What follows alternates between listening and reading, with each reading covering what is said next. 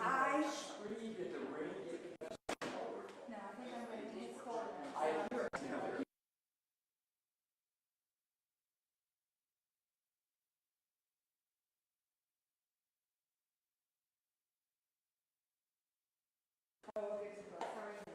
Excellent. Probably got some steam. Did you have to go back? No, I stayed. Yeah. I packed more stuff for like J-Lo on a nationwide tour.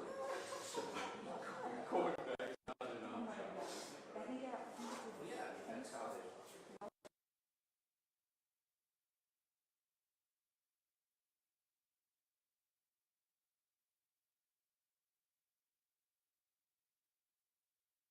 No, he thought it was like you. I'm good, thank you. Subject to that press release.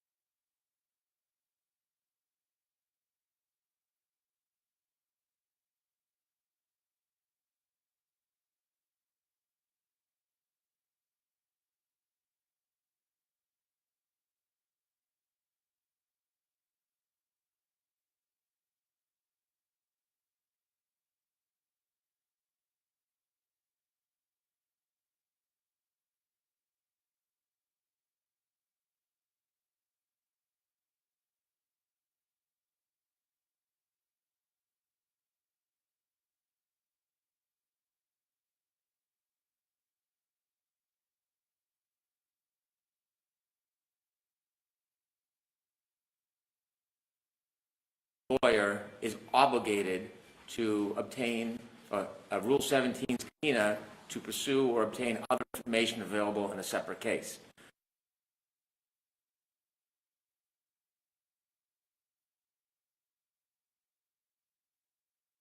First, Karen Reed and Judge Cosgrove, Special Prosecutor Cosgrove. Because of that, I have, from the beginning, kept a very line of separation between both Ms. Reed's case. I have only sought information that's been publicly available, and that's why my motion cites a search warrant, an affidavit in the search warrant, and there are 2 pleadings as well in my motion that are on the public docket. And so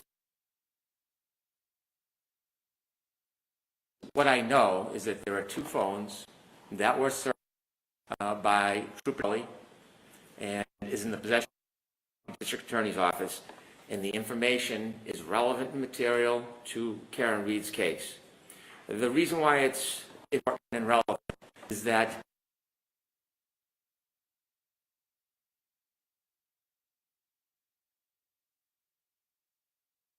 Mr. Carney, but relationship and where information, some of the suggestive grand jury minutes, was passed per Mr. Carney. Originally, a third party was used, an intermediary, where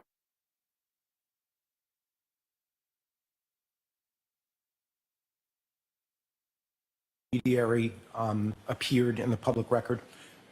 I don't know that. I know that the attorneys are very well aware.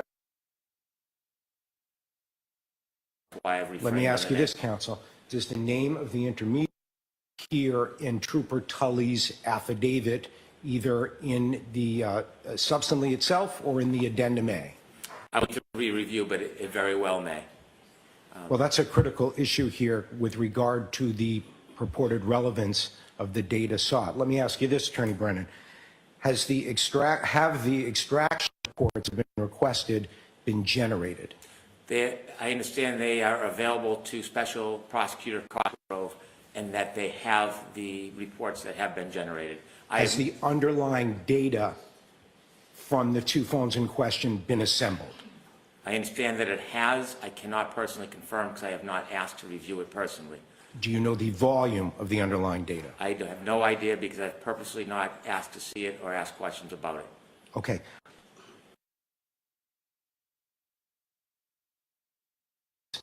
As it relates to consciousness of... As Your Honor is aware, consciousness of guilt is a different standard. What we expect evidence will show, separately and in Mr. Carney's phone, is that there was a relationship between Karen Reed and Mr. Carney, in which Ms. Reed would provide information indirectly and directly to Mr. Carney. That information would then be reviewed by Mr. Carney, posted on social media, and consequently was witnesses. In the search warrant itself, there's extraordinary detail on how Mr. Carney targeted witnesses in Ms. Reed's case, with the express purpose, according to Mr. Carney, that this trial of Ms. Reed never go forward. We have a many-page affidavit that we have provided to the court. I can offer some of the most important parts if Your Honor would like. Counsel, I don't think that's necessary. I've reviewed the affidavit in support of the search warrant thoroughly, and here's where I struggle.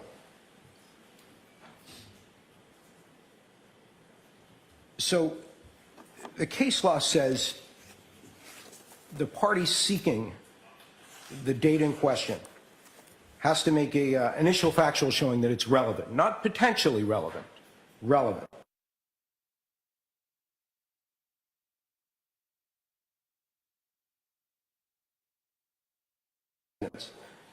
Don't the communications sought or the data related there?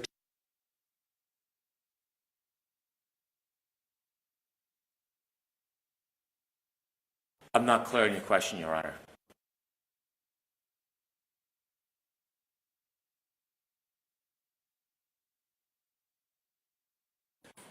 Here's my issue.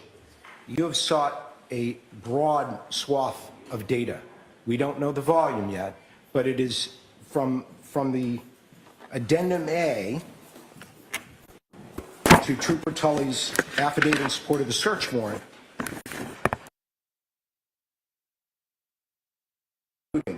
calendars, alerts, reminders, notes, text messages, videos from April 1st, 2023 through and including October.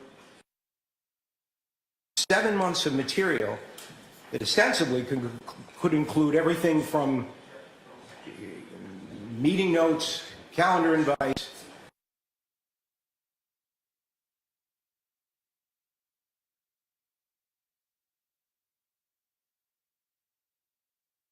Can the Commonwealth make the threshold showing that those are relevant? First, this is a ruling with Mr. Carney, so.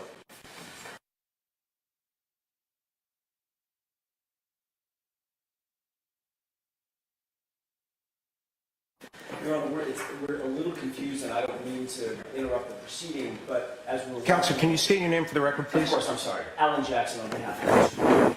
We didn't see which case number was called for this Rule 17, if it was Mr. Carney's case number or if it was Ms. Reed's case number. We were told, or at least our impression in talking to Judge Cannone, was if this issue is going to be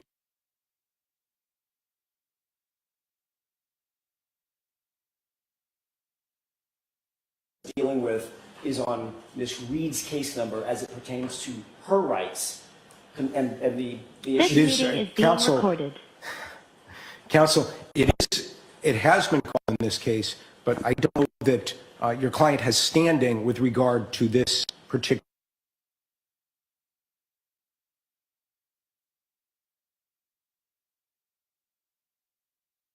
The case number that was called was the Commonwealth versus Karen Reed. 00117. Okay. That's correct. And she needed to be here.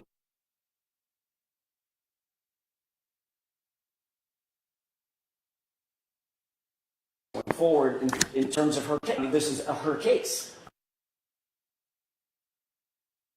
She have to challenge a Rule 17 request to documents produced in another case. Because it specifically pertains to the prosecutor asking for information. Those are evidentiary issues, counsel, Correct, but we... which can later time. Those are what you're suggesting are evident.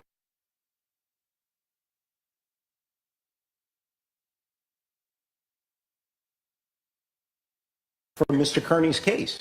The evidentiary issue will be dealt with at a later time. I This is, understand, and respectfully, I don't necessarily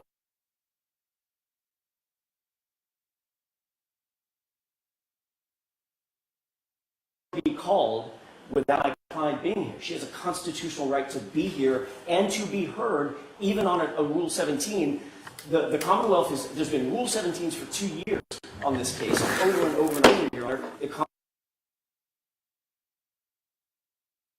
On Rule 17s, dealing with third-party information, cell phones or text messages or whatever.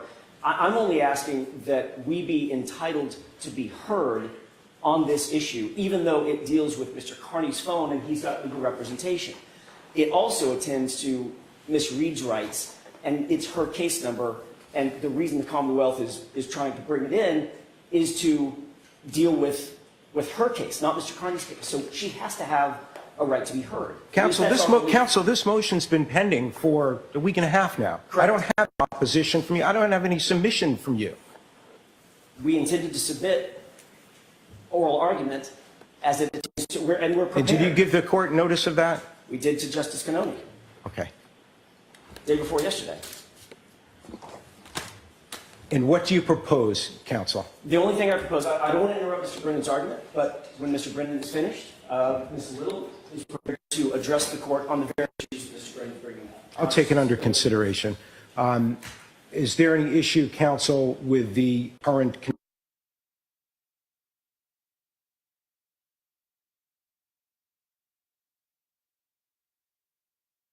I will step back. I will be a little mouse in the room.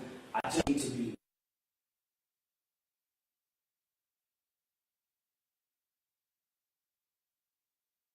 Mr. Bradle is finished. I think we have a we should be provided an opportunity to be heard. I'll consider the request. Okay. Judge, I have no objection procedurally if counsel wants to join in my filing. If that's an issue in terms of a filing. So just put it Thank down. you. Thank you, Well, Attorney Your Brennan. Honor, I do object. Ms. Reed's counsel and Ms. Reed do not have standing for this motion. I don't believe they should be sitting at the table for this motion to rules.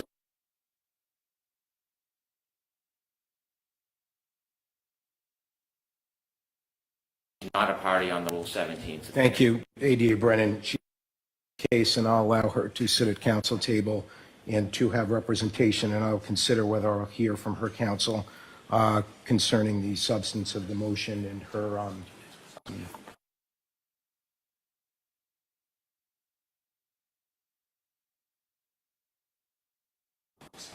ADA Brennan, with the court's apologies for the interruptions. The crux of the issue, I see it, with regard to relevancy and the Commonwealth's burden at this stage to show that the requested materials are relevant,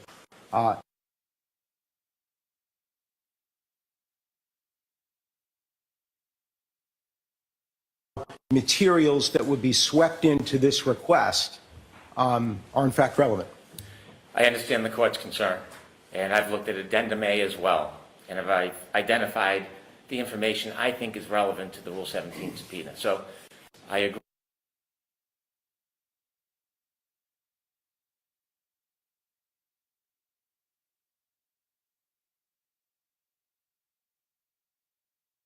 A far stronger standard than what is needed for a Rule 17 motion.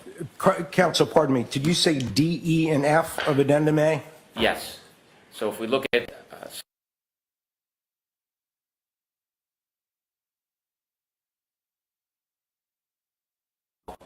in the murder of John O'Keefe to include but not limited to Matthew McCabe, Jennifer McCabe, Brian Albert,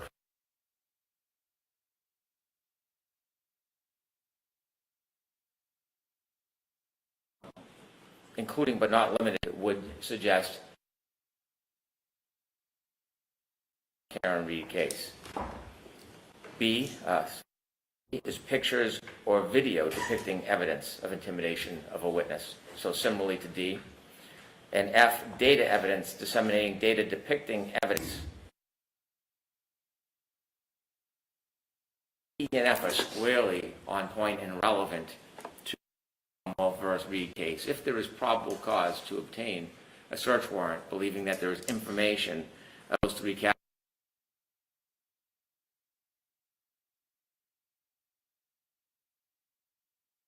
because a Rule 17 is that it's likely relevant, much less than probable cause, but because of all the attendant information that we've provided.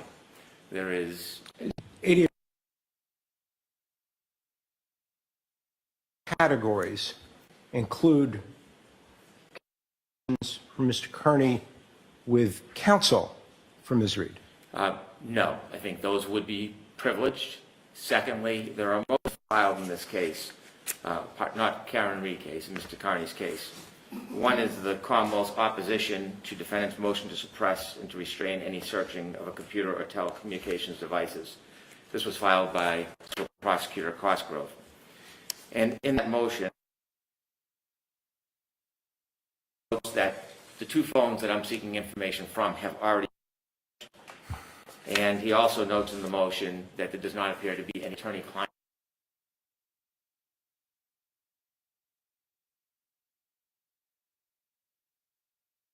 Commonwealth's revised proposal for examination of digital material seized. That's relative to the 4 phones that I'm not seeking. However, it's instructive because in that motion as well it talks about the history, and it gives assurance that there are no attorney-client privilege communications in the 2 phones that I seek. And so, given the separate evidence that we have, and these are clearly witnesses in our case, and the admission by Ms. Reed herself, I do not have the video, but she was recently on an air broadcast on a documentary last night, the night before, and the night before.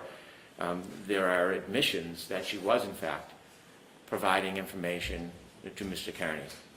And what is notable consequence of Mr. Kearney's actions? she helped fuel this information and identifying the witnesses in her case. The court is interested because it gives great depth and understanding to the intentions of the party in sharing this information. I have a clip available, and if the court wants to hear it, I can play it for the court. I don't think that's necessary, so I'll decline respectfully the offer. ADA Brennan, thank you. And so in light of the fact that this information was seized pursuant to a warrant of probable cause, in light of the proffer in the affidavit, in light of its consequence to witnesses, this is relevant to conscience of guilt. The evidentiary basis is clear. I do not have access to this material if a Rule 17 is necessary. And again, I filed the Rule 17 out of an abundance of caution to be beyond reproach. If it is not necessary, I will simply go and obtain the information on my own, but I think it's more prudent to have a court order. It's necessary before a trial. I'd like to review the materials that are relevant, and I agree the scope should be limited to D, E, and F, not the entire phone. And those materials will be provided to Judge Cannone in a motion in limine regarding conscience of guilt. Also, will dictate what witnesses we call at trial, which advance notice is important for both the Commonwealth and for the defense. It's in good faith. I provided both pleadings from Mr. Carney's case, the search warrant, affidavit in support of the search warrant, by Ms. Reed to the relationship. And so I ask you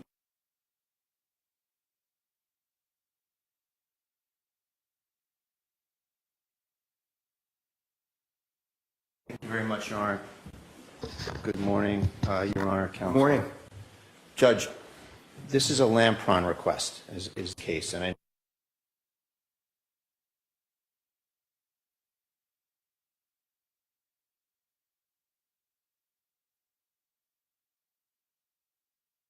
the focus in Lampron as well is avoiding unwarranted delays.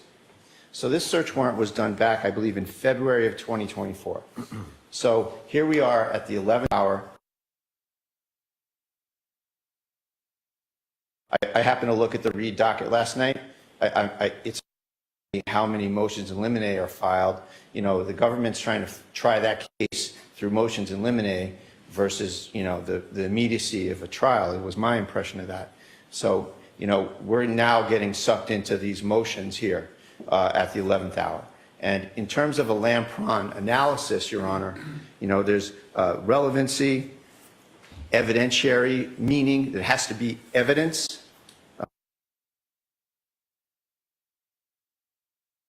Not otherwise obtainable. You can't prepare for trial without it. And most important, Judge, is that the application is made in good faith and not as a general fishing expedition. This is the ultimate fishing expedition, Your Honor. And I want to go back. When this happened, Judge, we didn't have a dog in the fight back then. As far as my client and I knew, they were going after Ms. Reed for communications with my client on this witness intimidation issue. Well, counsel wants to tell you that, oh, well, there was probable cause in a search warrant, but then they took it to a grand jury, so we're past that. They had the two easiest forums you can have for a prosecutor. Sitting in the judge's lobby, shooting the breeze with a search warrant affidavit in front of you and nobody else there. And then they went to the lowest hanging fruit. You, not me. When you say you, not me, counsel. Right, not you, Your Honor. And then they had the lowest hanging fruit you can get as a prosecutor, going to a grand jury without anybody else there, crafting the evidence in any sort of way they wanted to. And thankfully, and it doesn't happen very often anymore, but the grand jury said no. The grand jury said there is not probable cause. Again, the lowest hanging fruit in our system. They couldn't establish probable cause based on this information. And I remembered when this happened, just sort of, not even so much representing Mr. Carney, but just as a constitutionalist, as a person interested in the Constitution as an attorney, I saw this, I read the search warrant, you know, out of the Herald or something. And I was prompted to write this press release that I sent out about this exact issue. And I went back to it, I looked at it again this morning, and it really covers exactly what's going on here. And in that search warrant, Your Honor, it's very clear that the government just wrote a 30-page short story about in there, right? Find and isolate communications. wants to criminalize communications. And if you look at my press, read a few things from it. You know, we have in this Commonwealth a very special provision in our own Constitution that Ms. Reed has the right to present all proofs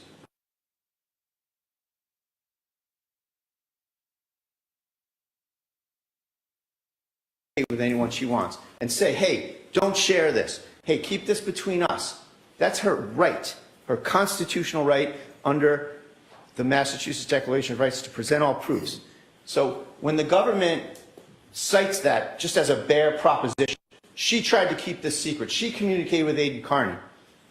Then we're going to make this gargantuan leap that she's sharing the intent to intimidate witnesses. So the whole thing is completely bereft of any evidentiary value, Your Honor. Just the notions that they put in the search warrant, and ultimately the fact that they tried to use it to get an indictment. Evidentiary value. The relevancy is zero because they can't put it into evidence.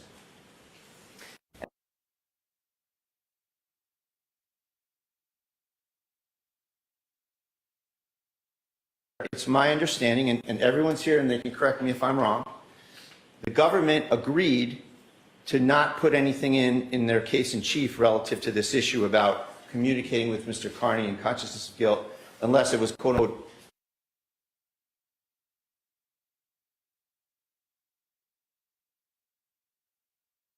case, Your Honor. And so that adds to the issue of whether this is evidentiary or not. The government's already backed off. The government got a search warrant filled with nothing but investigative pronouncements. We took a trip to California, we talked to this lady, and they were communicating. All they say is they were communicating.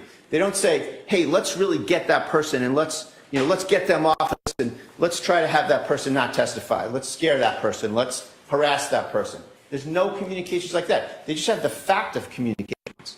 And that's not evidentiary. That's not relevant. So, Judge, here, they just want to get in Mr. Carney's phones. We're not concerned about what's in Mr. Carney's phones. We're concerned about their bizarre interpretation of the witness intimidation statute that they will try to graft onto any communications in our client's phone, in my client's phones, Your Honor. So there's a few more complicated things, Judge. I feel like you have it, but I just want the court to be aware, having come into this case at this point, there's a pending motion to dismiss with Judge Doolin, basically saying that all these witness intimidation allegations don't cut it under the Constitution, under the First Amendment. So that's pending, number one. Number two, Judge, is this taint team issue. Counsel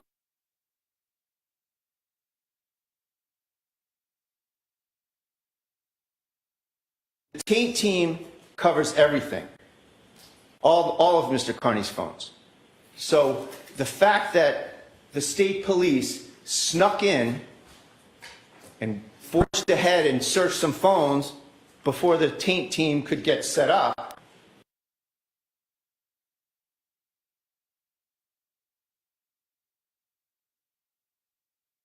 with respect to a special prosecutor on the one side and the Norfolk County DA's office on the other side. A Rule 17 motion is absolutely required here, Your Honor. That's the whole point of keeping this confidential and separate. So the Rule 17 territory is entirely appropriate, Your Honor.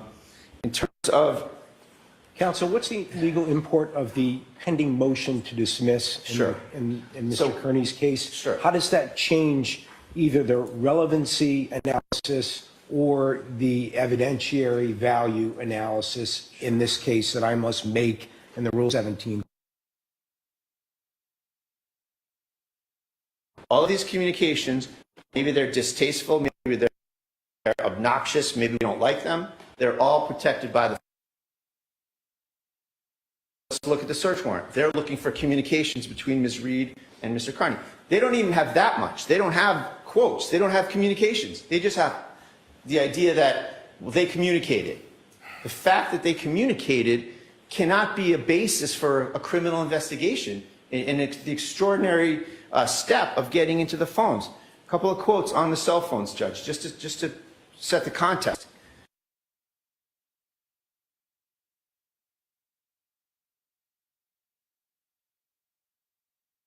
That is a landmark case that involves the notion, and you know, the government is always pushing the envelope, Your Honor.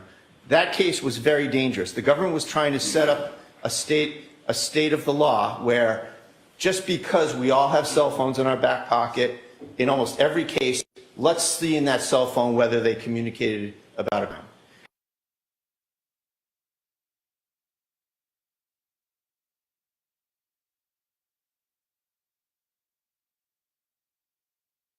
Nexus between the phone and the crime, and talked about quotes, Your Honor. The cell phone inventory of just about everything that is materially important to messages, emails, notes, thoughts, communication, photos, loved ones, information involving loved ones. The court should not view lightly what the Commonwealth is seeking here. Cell searches would typically expose to the government far more than the most exhaustive search of a home. So the I appreciate that, counsel, but at the same time, the phone has been searched. The data has been obtained by the Norfolk District Attorney's Office. It's in it's in.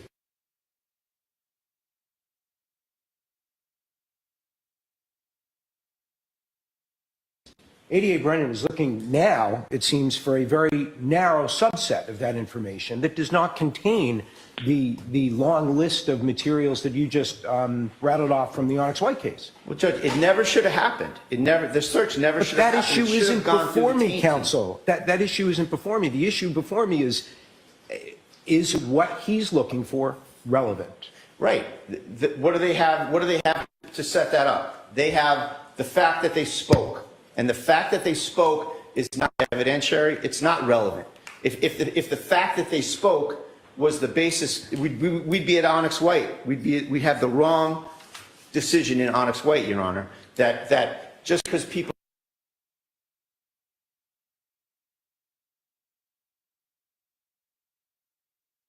why I'm here. And the last thing I'll say, Judge, is that the fact that they got around the taint team we shouldn't just forget about the taint team. These phones need to go back through the taint team if they want to look at them. And on the taint team issue, there's more litigation to be done where the court already allowed scrutiny of the phones by a taint team for attorney-client privilege information. And my client at the time had many civil and other cases going on at the time. So Attorney Cosgrove's statement, there's no attorney-client privileged information in the phone is ridiculous. There's a ton of it. We're also asking right now, Your Honor, for the taint team to scrutinize the phones for, we're going to ask for husband-wife communications. You're not asking. For husband-wife communications, we're asking for that journalist source material. There's a plethora. We're asking that those be scrutinized by the taint team and all that stuff be taken out. So the taint team issues are still in flux. You know, the fact that they did this, the court should deny, Judge, just all about undue delay. They had this back in February of 24, and here we are now on the eve of trial on their case. So for all these reasons, Judge, we object. This is a gross invasion of privacy. It's a fishing expedition. There is no hook that they have to say we will find something criminal in those phones. Thank you, Your Honor. Thank you, counsel. So, ADA Brennan, before I hear from you any further in response, I am going to hear from counsel for the defendant in this case. It's going to be Attorney Elizabeth Little, Your Honor. Thank you, Your Honor. Elizabeth Little, appearing on behalf of Ms. Reed. First, I just want to thank Your Honor for allowing us to be present and to be heard on this issue. The defense joins in Mr. Bradel's request in opposition to this rule.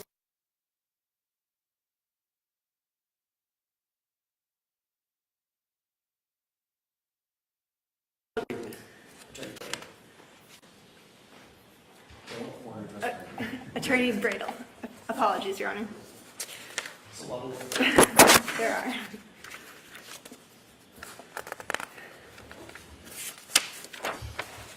Your Honor, the Commonwealth's affidavit in support of the Rule 17 is facially deficient as to both elements 3 and 4 of Lampron.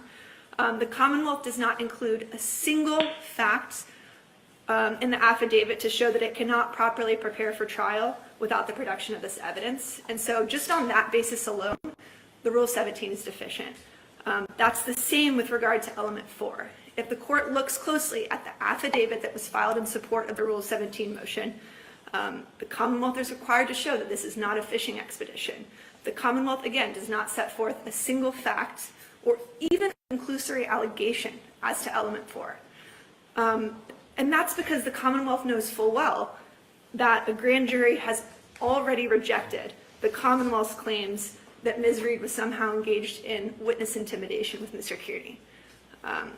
And on that basis, because it's facially deficient, this has to be denied. We therefore respectfully request that the court deny this Rule 17 motion. Thank you, counsel. ADA Brennan, I'll hear from you in response briefly.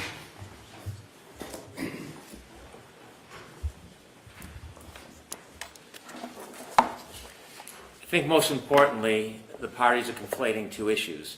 Whether there is probable cause or beyond a reasonable doubt to convict a person of a commission of witness in the relevance to consciousness of guilt. It's two separate assessments.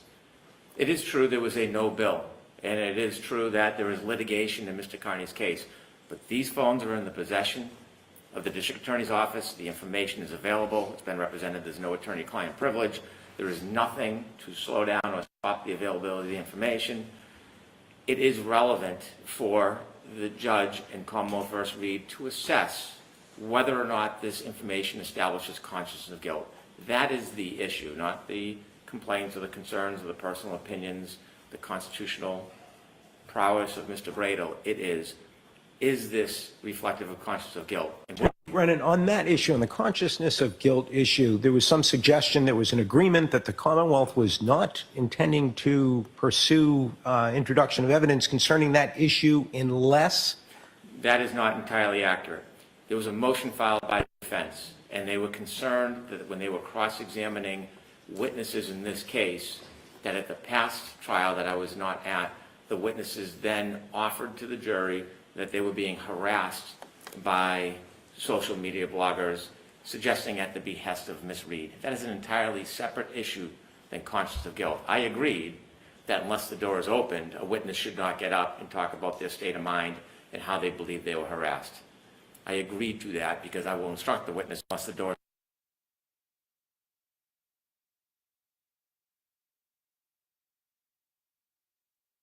if it's viable based on the information, is an entirely different proposition. It's an entirely different proposition than opening the door to the state of mind. The something that reflects her consciousness of guilt for the crimes that she's alleged to have committed. We know she was providing information, even protected information, to Mr. Kearney. We know he was publicizing it, appearing at witnesses' homes and addresses. We know that the witnesses, whether it is a conviction on intimidation of witness or not, felt very intimidated. We know because if you do see the video, with a smile, she acknowledges the consequence of her actions and seems to encourage it impliedly. And so this evidence should be available to me. I should be able to assess it. I should be able to provide a motion to eliminate to Judge Cannone if appropriate, and then she should decide the admissibility in the Commonwealth v. Karen retrial. Thank you. Thank you, counsel. Folks, I believe I've heard all I need to hear. I will take this matter under advisement. I appreciate your filings and your oral advocacy today, and I'll endeavor to get your response as soon as possible. Thank you. Thank you. It's been worn. Yes, and my teenage kids dinner. Yes, exactly. Right. Exactly. So if you want to, reupholstering is really expensive, right? Yes, it is. So if you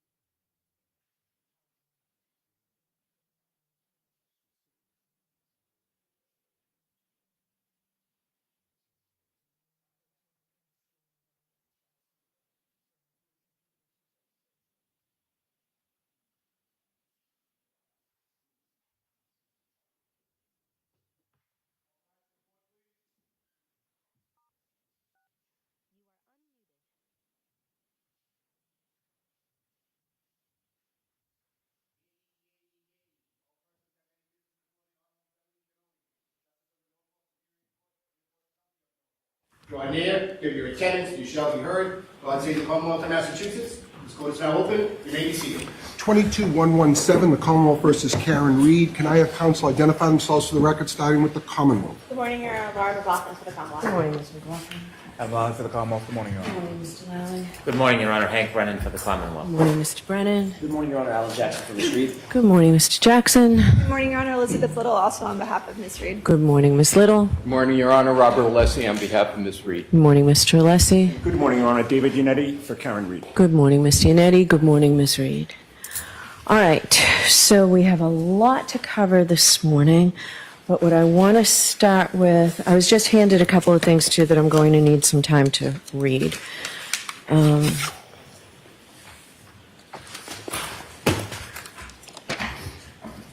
What I'd like to start with, it's paper 613 filed yesterday. Defendants assented to motion to continue trial date to a date on or after April 25th. Who's going to argue that? Because just because it's an assented to motion does not mean it's not likely going to happen, so I need to hear argument on why I should do this. I'll address the court with the court's permission. Yes. As I indicated to the court the day before yesterday, there is an issue, a very ripe issue that is currently pending before the First Circuit. We believe very strongly that if the First Circuit were to take some action as to count 1 and count 3, just to reiterate what I've already said, but I can sort of clarify it and narrow it down. If the court were to take some action on counts 1 and 3, which is currently before the First Circuit, for instance, if it were to be remanded for either dismissal or something else, additional hearings, etc., then that puts the entire case in jeopardy. Once the jury ultimately is impaneled and thereafter sworn, jeopardy will attach. There will be, if in fact there is action taken on count 1 and count 3, we will be in a position where we will seek a mistrial.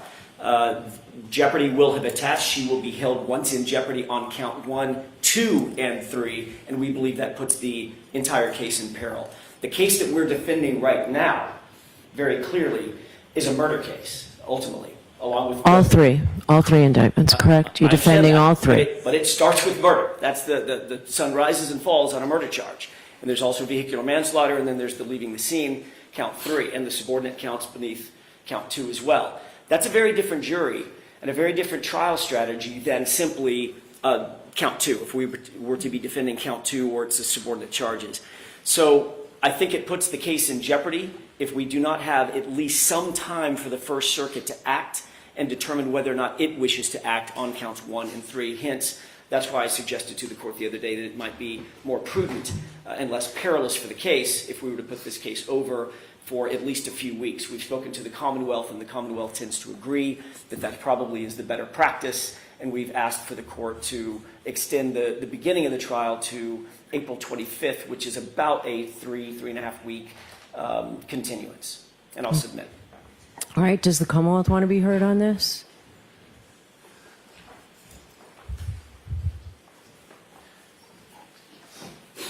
Your Honor, the Commonwealth is relying on advice of appellate counsel. I don't contest any of the defense's perspective for wanting continuance. I think the Commonwealth's perspective is different, but not adverse. The concern is that this case in the federal court gets delayed for an extraordinarily long period of time, and we have an interest in this case going to trial as soon as possible. There is an expedited scheduling order, which could hopefully imply that there's going to be quick progress in the federal court, but we don't directly communicate with them or have any control. Our hope is that if there is a short continuance, it accommodates the defense's concerns. I understand the trial strategy for different charges is somewhat different. But most importantly for the Commonwealth, the hope is that it sets a benchmark that will allow the First Circuit to resolve the petition, or if they're going to allow oral argument, a benchmark to do it quickly.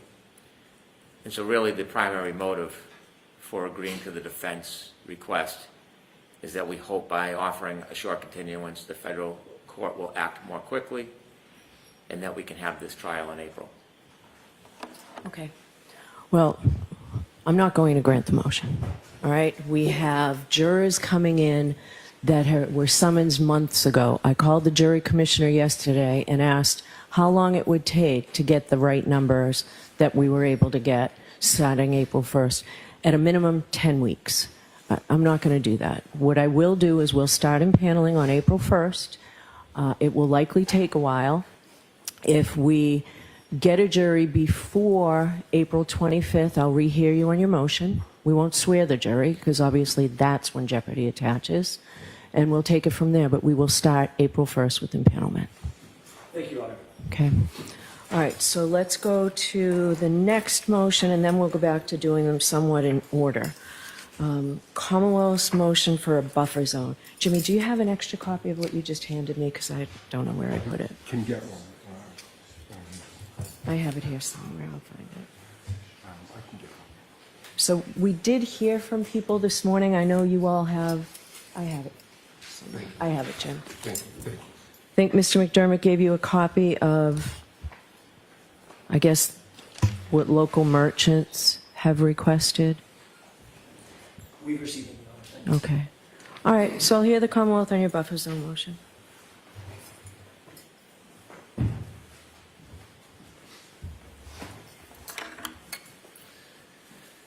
Your Honor, the Commonwealth's primary concern is the sanctity of the jury and the jury process. We are concerned, based on past reports and information, that noise, interruption, and other uncontrollable events can potentially impact the jury's consideration in this case. They should be free from outside influence so it does not in any way oppress or push them in any direction, either way in this case. The courthouse is very close to the public areas where people congregate. It's been reported that during the trial, the jury would be able to hear outside noise and influences, not just honking of horns, but other types of noise that could be influential, intimidating, concerning. And so we've proposed what I think is reasonable and minimal recommendations to the court to move certain parts of the buffer zone, especially on the left side of the courthouse, where there seems to be a bit of attention, noise, and potential adverse influence of the jury. And that's the same area that these merchants are talking about? I've read that this morning, not being wholly familiar with the Dedham area. It seems that is one of their concerns. I think they mentioned an open market. In my memory from coming by on other cases and other times, there appears to be open markets in that area. And so if that's influencing their business, that is a separate but related concern that they have expressed to the court. And I do think that the court should be sensitive to the community's concerns. But importantly, that closeness and that amount of volume and influence on the jury, I think, can affect the sanctity of the jury. I don't think it is a strong imposition to consider the streets that have been identified in our buffer zone motion and have the buffer zone include limitations to those certain streets. And I think that will potentially help some of the outside impact and adverse influence on the jury. All right. There's a portion of your motion that I disagree with. Do you want to be heard on it? About the court enforcing the buffer zone? I don't believe the court has authority, nor should it be upon the court to enforce anything. I think law enforcement should enforce the laws and regulations as law enforcement sees fit. And so I don't think that burden should be imposed upon the court. Thank you. All right. With that, does the defense object to the buffer zone? We take no position. Okay. All right. I'll take this under advisement. I have to figure out exactly how far this is. And I have not yet had a chance to read and consider today's email from the merchants. Okay. Yes. Could I just have this marked for identification for this hearing, identification? And from the record, that came from the Dedham Square Circle, the organization that runs the Dedham Farmers Market. All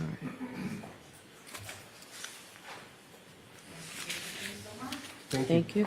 So we can talk about the witness list when we talk about impanelment, when we really have the heart of the final trial conference. But I do need at least cities and towns from these witnesses. Neither side gave them to me on the civilian witnesses, so. And there's a lot of overlap, and you'll have to fix that for any final trial conference report anyway. So. All right.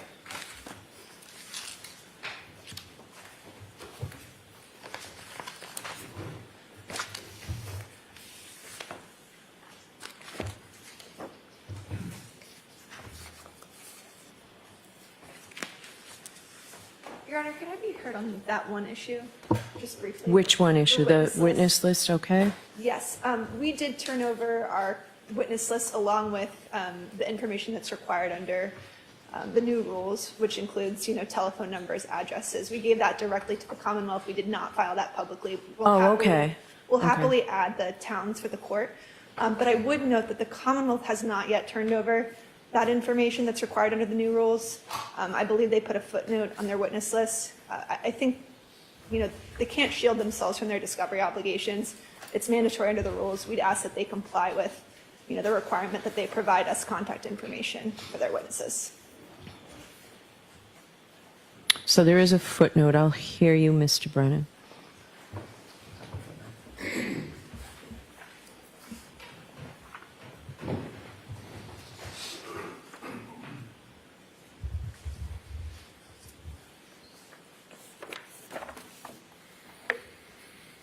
Your Honor, the motion notes that the Commonwealth moves to be partially exempt from Rule 14 because of the past history of perceived harassment and intimidation of witnesses, which the Commonwealth believes is ongoing. I think a potential resolution to this to comply with Rule 14 is that we be allowed to provide it to the attorneys under seal. I think that is protecting the interests of the Commonwealth and the witnesses from I don't have a problem with that. I still need cities and towns. Of course. Okay? Yes. All right. Thank you. So we will start with, it's paper 593. The Commonwealth's response is paper 610. Defendant's motion eliminate to allow evidence of lack of bias. Who's arguing that for the Commonwealth?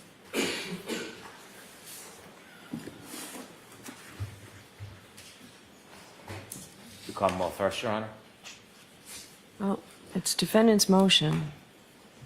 And the Commonwealth opposed it. You had asked who's arguing that for the Commonwealth. That's why I'm sorry, I didn't- defense motion. Okay, Okay, that's fine. sorry, I apologize. I could go first if you'd like. Excuse me? I could go first if you'd like, whatever the I'm court fine prefers. with him going first if you'd like. Okay.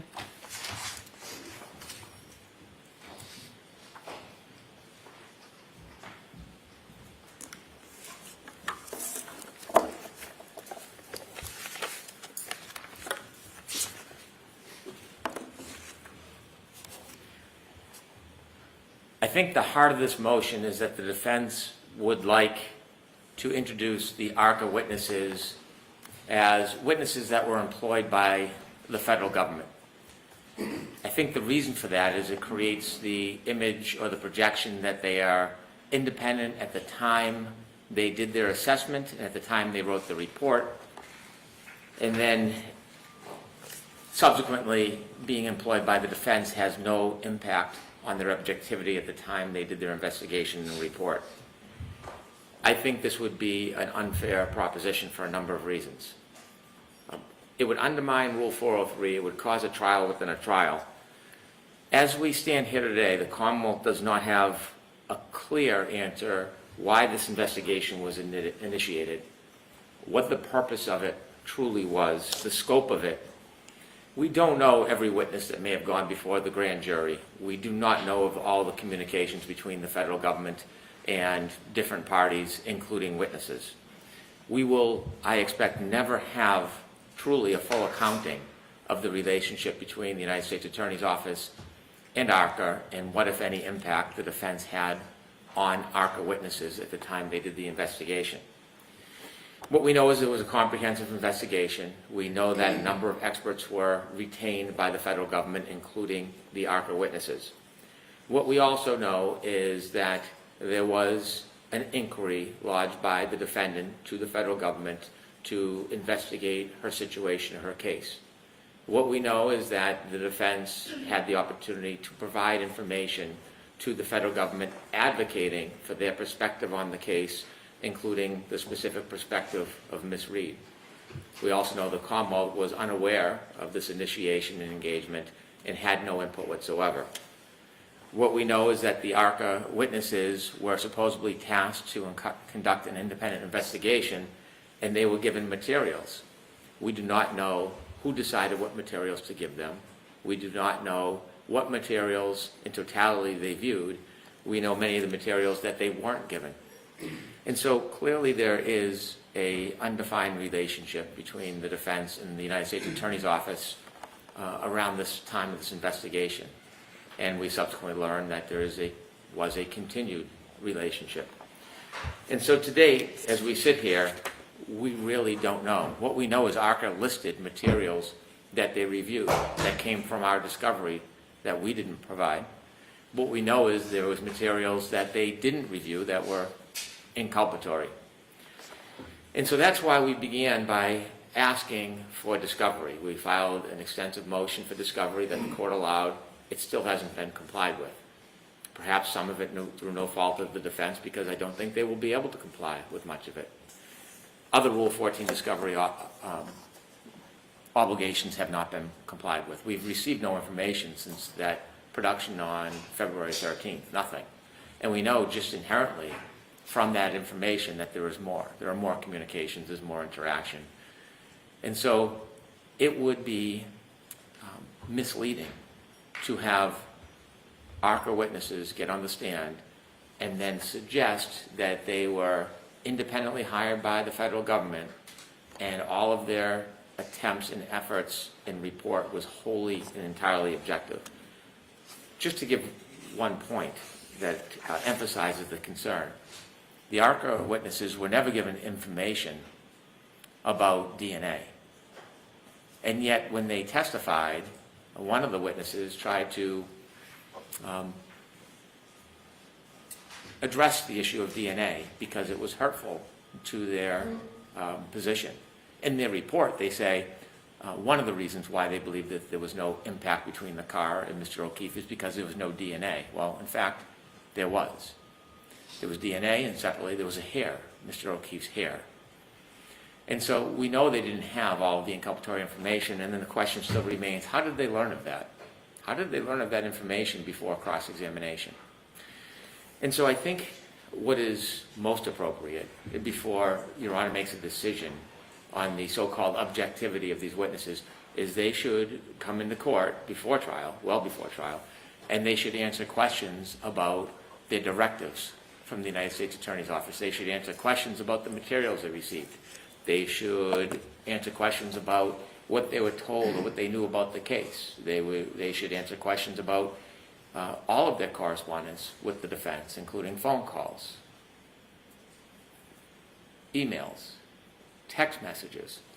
All that should be produced. It's not a Lanigan hearing where I question their qualifications, but if we're truly going to think about presenting them as objective witnesses, they truly should be objective.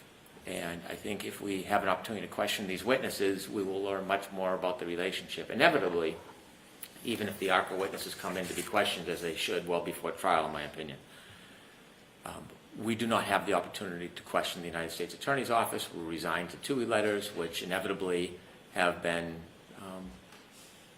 unhelpful. And so I think it sets a bad playing ground to have them get up and say they were hired by the federal government, because then the Commonwealth will be inclined to explain the inculpatory evidence, the role of the federal government, the limitations of the federal government, the fact that the federal government has closed this entire case in all related investigations, which implies something quite the opposite of what the defense would like to propose. And so in a vacuum, it would be misleading. I think what the court ultimately should do is they should present these witnesses as they did at the first trial. They were hired independently, and then subsequent to that, the defense retained them if that's what they chose to do. We still don't know that because we don't have any Rule 14 discovery. And inevitably at trial, part of the credibility issue will be the information that they considered and the limitations on it, and ask them why they didn't ask for more information or why they didn't receive more information. Notably, we still don't have an answer to Mr. Klein, who was the third biomechanic person involved. And Is his name on the witness list? I haven't seen it on the witness list. No, Your Honor. And we still don't know why the defense chose to call 2 of 3. As you noted, that report is vague. And so it doesn't identify or articulate which witness did what. So it's impossible for me to imagine how you would choose 2 of 3 of those witnesses. But more importantly, you can't effectively cross-examine a witness because, as we saw from the second witness, Dr. Rentschler, when he disputed DNA, which we don't know where the source of that came from, he is not held to the opinion in the report saying that we would have found DNA. He can simply defer and say that was somebody else. That could have been Mr. Klein, could have been Mr. Wolf. We don't know. So that report really is quite unhelpful.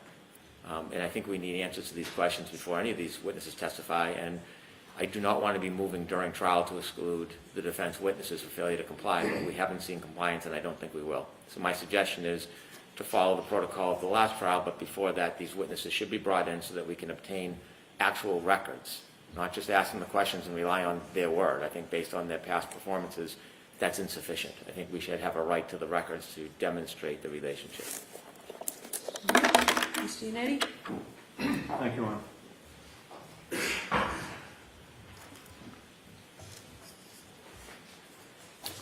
Your Honor, the Commonwealth and the defense certainly have opposite arguments when it comes to what the jury should be allowed to hear about how the ARCA witnesses became involved in this case. Mr. Brennan speaks about the heart of our motion.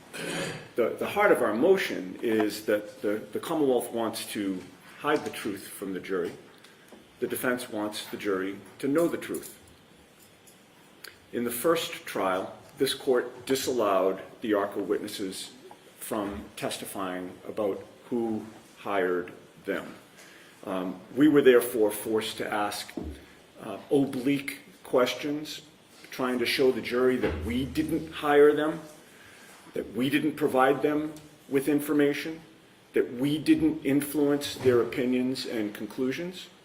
But we weren't allowed to tell the jury that the Department of Justice, the U.S. Attorney's Office, hired them. So the jury was left to speculate about how they became involved.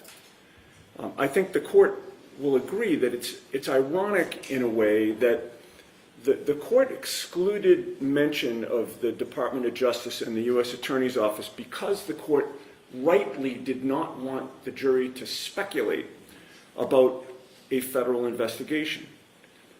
But by excluding mention of the federal government having retained ARCA, the jury was left to speculate incorrectly about how they became involved. They were also instructed more than once not to speculate, right? But the point of the fact of the matter is, Your Honor, they did speculate. At least one juror thought that ARCA was hired by Ms. Reed's car insurance or home insurance company. And think about the implications of that. If Ms. Reed's insurance company had hired ARCA, they would have had a motive to absolve Ms. Reed of responsibility. That clearly would have adversely affected their credibility in the eyes of the jury, and unfairly so. Let me ask you a question. If I allow, and I'd be very surprised if I did, mention that this was a federal grand jury and that the federal, how does that not open the door to all the testimony that Mr. Brennan just brought up that he'd be able to get into? Okay, so first of all, and this is later in my argument, we're not asking. So no, could you answer that now and then I'll let you say everything. I'm trying to, Your Honor. Oh, you just said it's late. Hold on, you just said it's later in the argument. I know, but I said you interrupted me, and I was just about to say, but I'll address it now. Okay.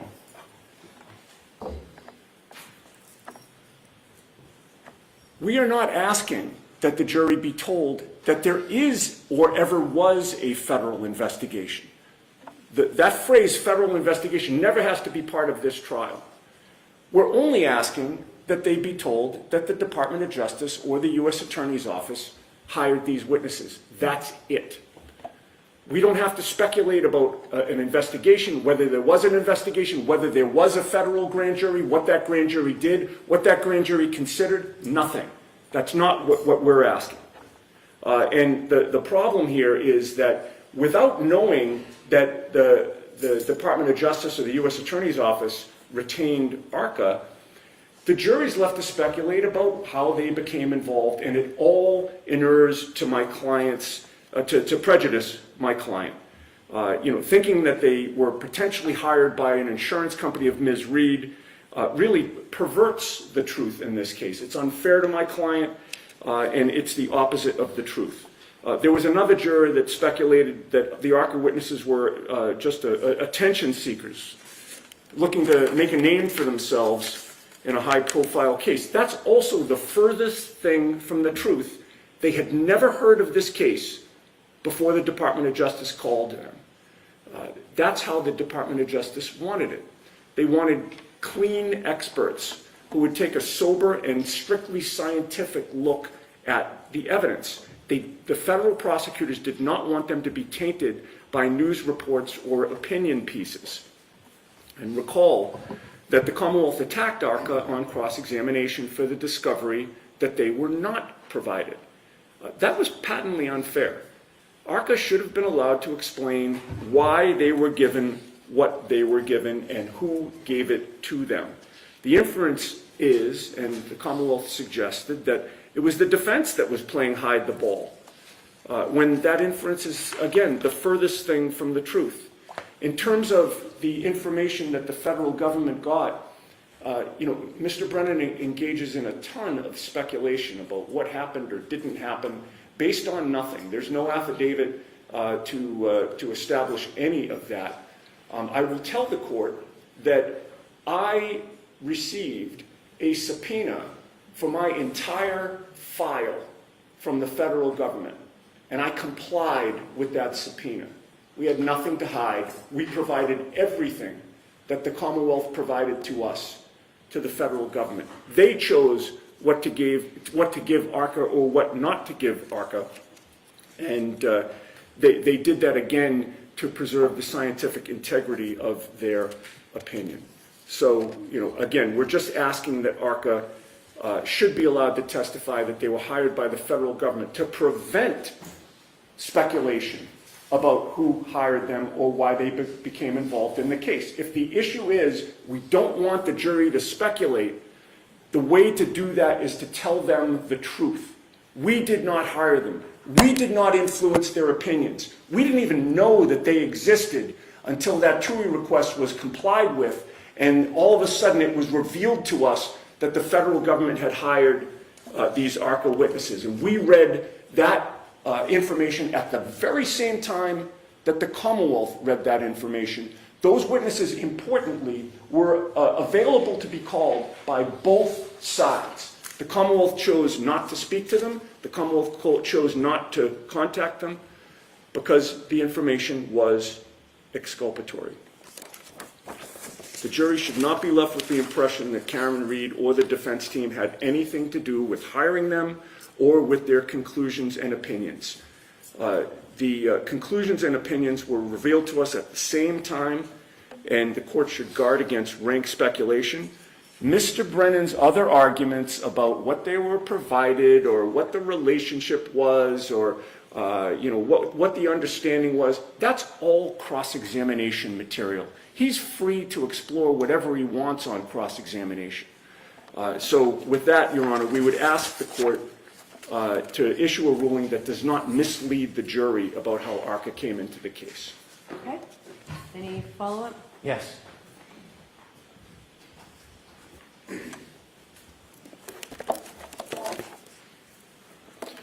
Respectfully, the Commonwealth does not look to hide the truth.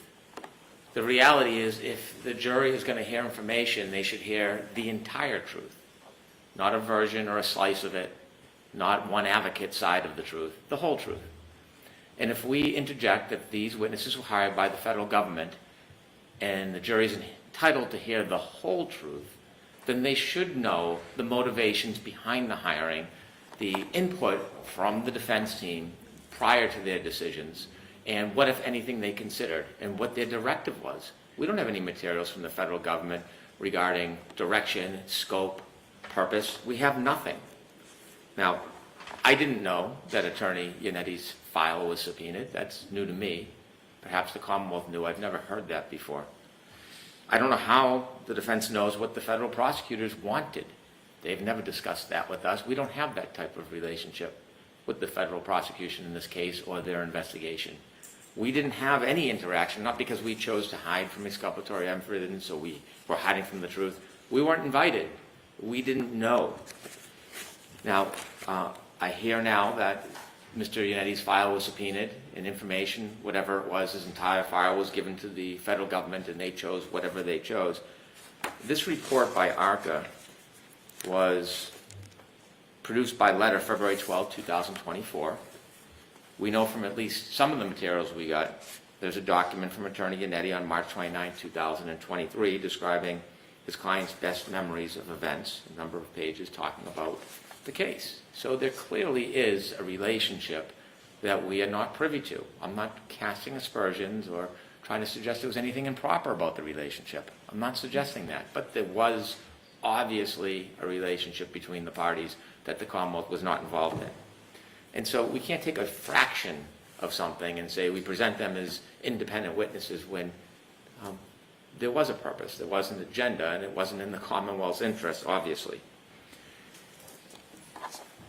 The ability to cross-examine a witness is only as good as the evidence information you have. As you've seen from the ARCA witnesses, from my opinion, my perspective, respectfully, is when they answered questions, perhaps it was not perjury, but it was quite misleading, suggesting no relationship with the defense, talking about DNA with no DNA evidence.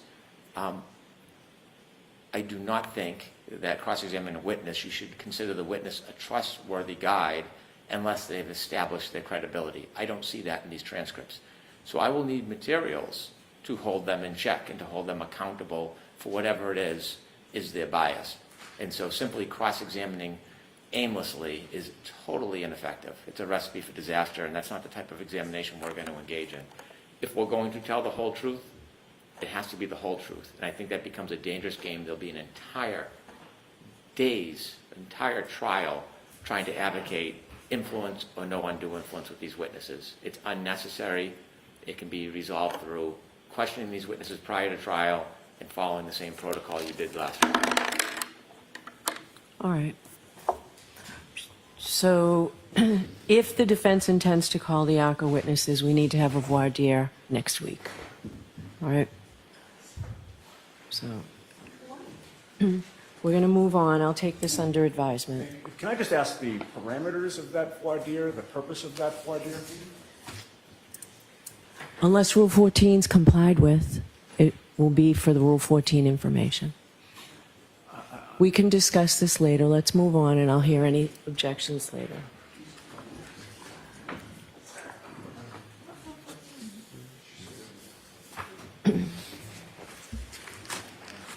All right, so the next motion is the defendant's motion for stating grounds for objections. I'll hear you on that, Mr. Yannetti.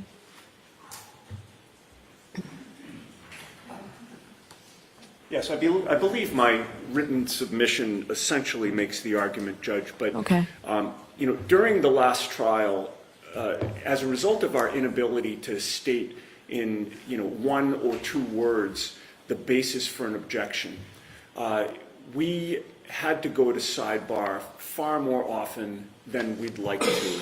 And we're also conscious of the fact that we have a jury sitting for weeks at a time away from their families, away from their jobs, and any sort of view that one side may be delaying the trial could engender some hostility from the jury. So, there were many times during the trial, I won't speak for my co-counsel, I'll speak for myself, where an objection was made. I had no idea what the basis of the objection was, and the court made a ruling on that objection, and I had no idea what the court's basis for the ruling was. We would go to sidebar, and the first thing the court would ask the Commonwealth was, what's the basis for your objection? To make a record at that point. Oh, I understand, but it's, you know, what's the basis for your objection? If it were that obvious that it could be ruled in open court, you know, we should have known the basis for the objection. I didn't know it. I agree with that. And We I'm- should have known the basis for the objection. Well, I'm hearing it for the first time at sidebar. There were objections made that I thought had no basis in the law or evidentiary rules whatsoever. But in any case, this will avoid us having to go to sidebar multiple times. There were times when we had to sort of pick and choose when we went to sidebar because, again, we didn't want to engender hostility from the jury. My motion also points out, Your Honor, there's at least one case that talks about how an objection could be potentially waived if it is not stated with particularity. You know, we think that this would, and look, you know, different judges have different opinions regarding this. I've been in front of plenty of judges over my career who endorse speaking objections as long as there's no, you know, trying to coach a witness or, you know, trying to influence a witness in any way. And that's not what we're seeking to do here. The objection hearsay, the objection lack of foundation, just standard basic objections. There's no prejudice to stating them in open court. It will move the trial along more quickly. It'll allow my client to preserve her due process rights, and we'd ask the court to change its ruling from the first trial. Okay, that motion is denied. So the next motion, defendant's motion, eliminate to exclude false and irrelevant statements of Michael Proctor, 591. Does the Commonwealth intend to put this evidence into the case? We do not. Okay. So we can agree to that motion. All right, so that motion's allowed, Ms. Giannetti. There's a defendant's motion for reconsideration of the March 6th court order denying defendant's motion to exclude witness Crosby. Mr. Alessi, what I'm going to do with that is if I can readdress that before rebuttal, before the witness is called. So we don't need to do this now. We'll wait and see what Dr. Russell's testimony is and if the Commonwealth's going to call the witness. All right, so we can address it later.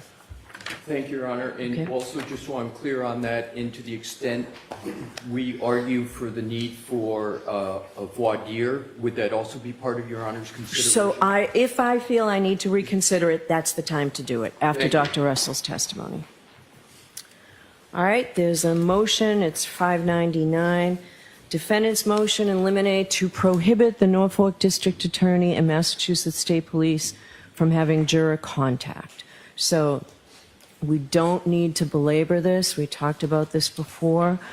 No one has contact with the jurors other than the court officers.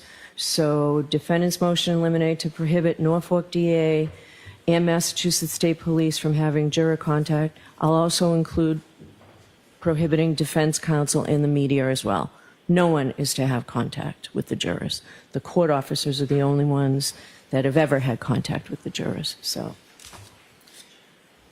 there's that. So I think now we move on to something that may take a little bit more time.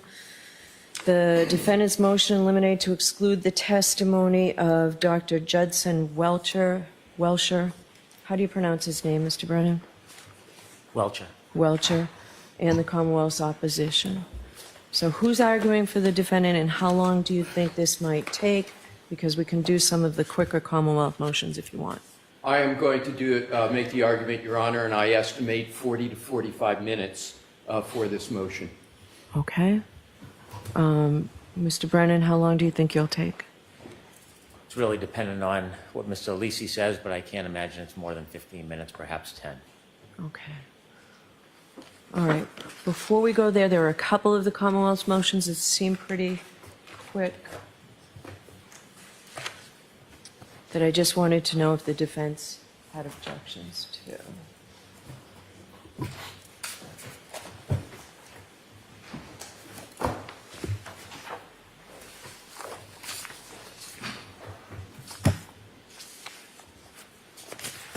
To appoint a stenographer, we've already done that. Prevent identification of jurors and impound the juror names during trial.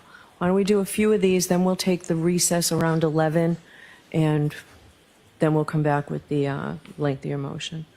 So I'll hear you on this, Mr. Brennan. Thank you. Which motion, Your Honor? It's your number 1, 575.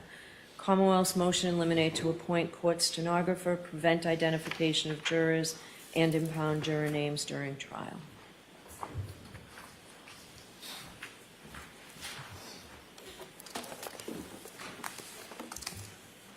Commonwealth believes appointing a stenographer is a prudent practice. We've already done that. Okay. Preventing identification of jurors, this case is a case that has garnered extraordinary public interest. There are some concerns that in the history of this case, jurors have been identified by different characteristics, whether it's their hair color, their profession, and inevitably, as the trial progresses, it seems through sometimes the media, the jurors, although maybe not identified by name, have some of those characteristics promoted. That would cause, I would think, a strong concern by a juror that their verdict could be disfavored by one side or the other. That's the last thing I think anybody in the courtroom would want. And so the jurors, I suggest, should not be identified before, during a panel, and during the trial. I think the jurors' names should be impounded.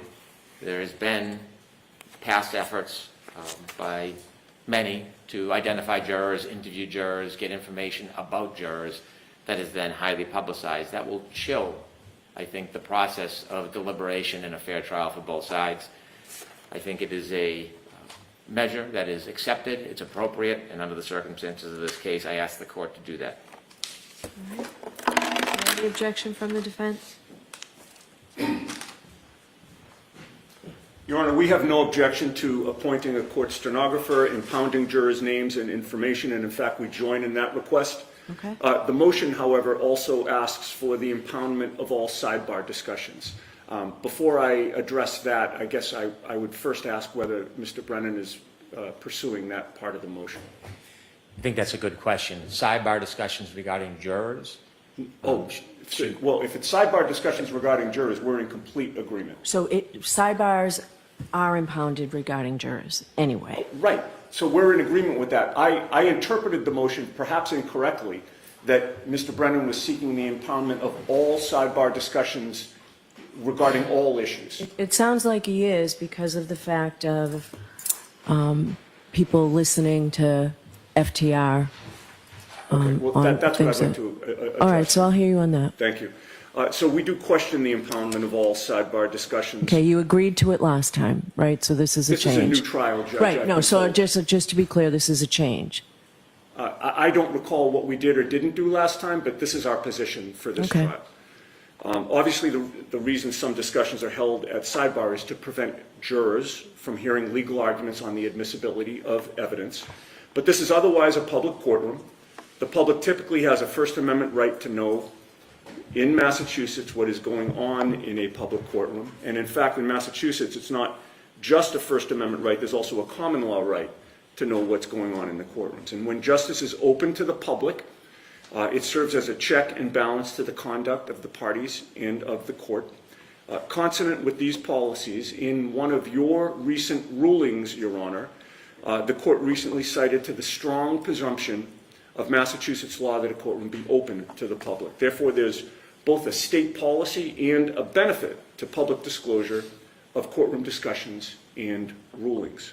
Of course, if there's something that is discussed at sidebar that involves information subject to a protective order, portions of sidebars can be impounded. If there's some other reason for a sidebar conference to be impounded, the courts can so rule at the time. But a prophylactic blanket impoundment covering all arguments made at sidebar would sweep too broadly over these important rights and policies. There's a lot of publicly available information about this case already in the public domain. There are commentators who write and speak about this case every day on the internet. Sidebar discussions become yet another source of information But the court's able to guard against the jury being influenced by extraneous information outside the courtroom by instructing them every day, as you did during the first trial, that they're not to read or watch or pay attention to anything about this case outside the courtroom. And in that sense, sidebar discussions are no different than the daily news about this case that is discussed incessantly. And for that reason, we believe they should be generally made public. All right. So last time they were sealed, and that was by agreement of all the parties. So this time there's an objection. What is the authority for me sealing or impounding sidebars?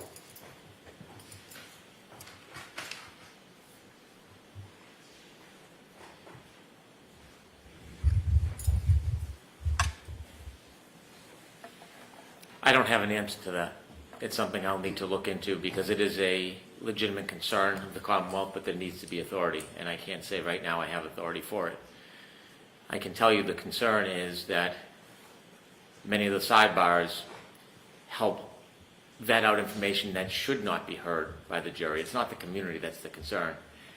Even the most diligent of juror in a trial of this magnitude and this length may hear extraneous information, whether they're looking at news reports or not, whether they're simply getting lunch.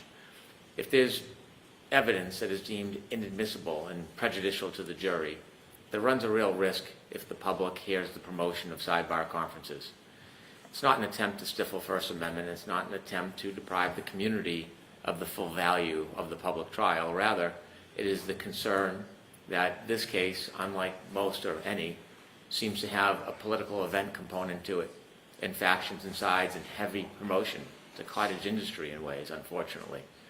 And that creates an enormous amount of social media and media attention, which I embrace for the First Amendment, but we want to keep the jurors from hearing information that would be prejudicial or extraneous. And given the length of the trial and the heavy scrutiny in social media, that's the government's concern. But I agree the government should have a legal basis. If you'd give me an opportunity, we can offer the court whether we have that basis or not, but I can't tell you that now. All right, so I am taking a lot of these motions under advisement. I'll give you until tomorrow afternoon. Thank you very much.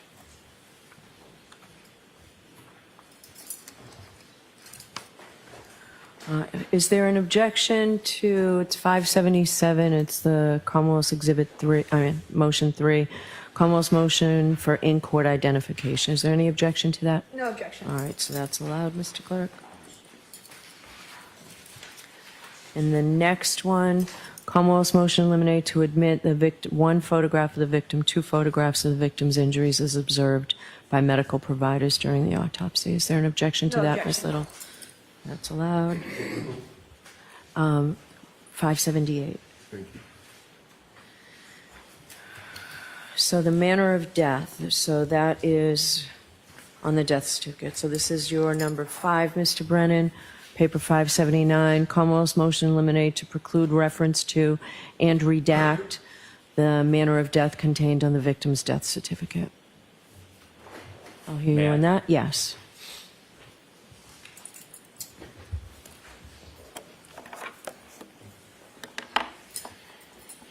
Pursuant to Mass case law, Commonwealth v. Almonte and Wallace, as we've laid out in our memorandum, we would like to have the cause of death redacted from the certificate.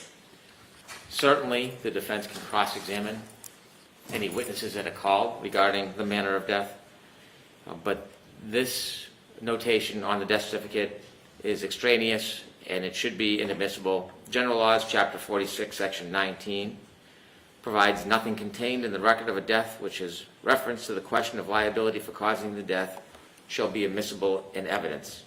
Again, different when questioning a witness that is offering an opinion regarding the cause of death, but the certificate itself should be redacted and it should follow Massachusetts general laws and it should follow Massachusetts case law. And for those reasons, we ask the court to redact any cause of death in the death certificate itself. All right, who's arguing this for the defense? Ms. Little? Thank you, Your Honor. In this case, the medical examiner who completed the death certificate concluded that the manner of death was undetermined. The Commonwealth is seeking to exclude this information from the death certificate because it is exculpatory. The Commonwealth seeks not only to have the court redact the manner of death here, but they're also not calling the medical examiner in this case, which creates certain issues. All of the cases cited by the Commonwealth in this matter deal with the issue of whether it was error for the Commonwealth to admit a death certificate listing the manner of death without redacting the word homicide, because it violates a defendant's constitutional right under the 5th and 14th Amendments to the United States Constitution. That is not the situation that we're presented with here.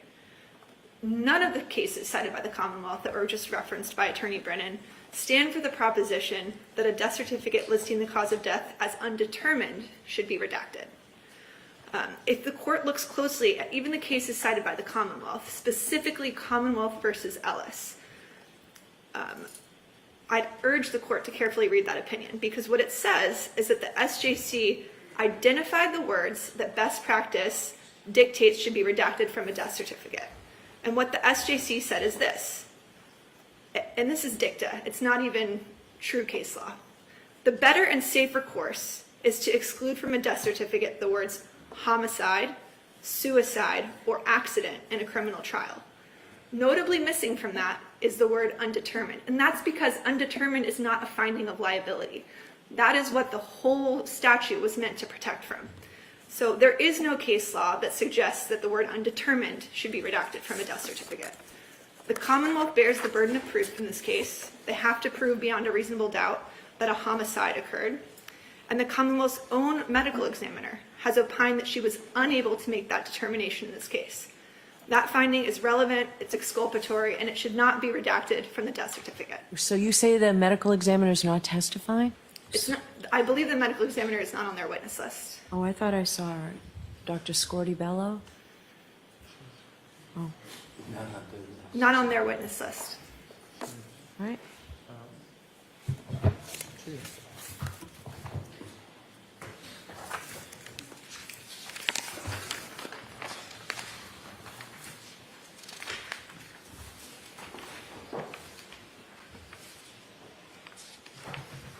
Just number 81 on the Commonwealth's witness list.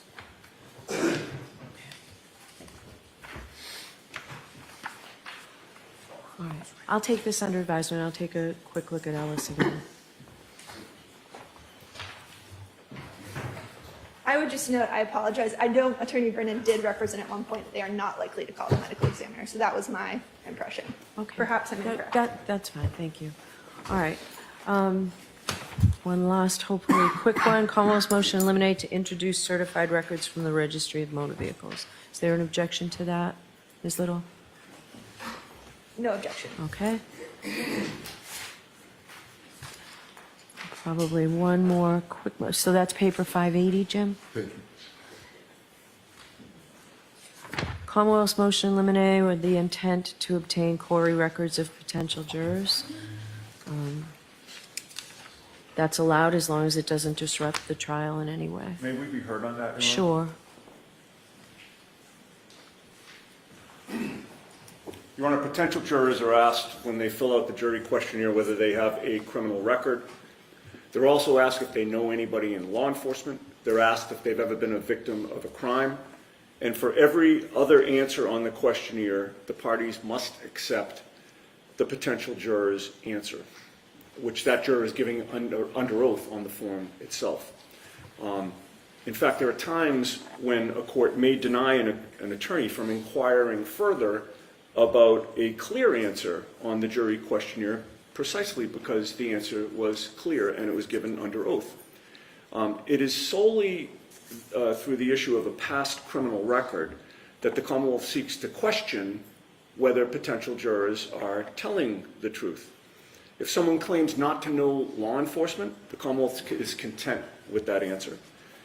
Does not ask for permission to conduct any further research. If someone claims never to be a victim of a crime, again, the Commonwealth is content with that answer and is not curious about whether the potential juror is telling the truth. In other words, it is the potentially hidden, if the potentially hidden information benefits the Commonwealth in their viewpoint, they're fine with that.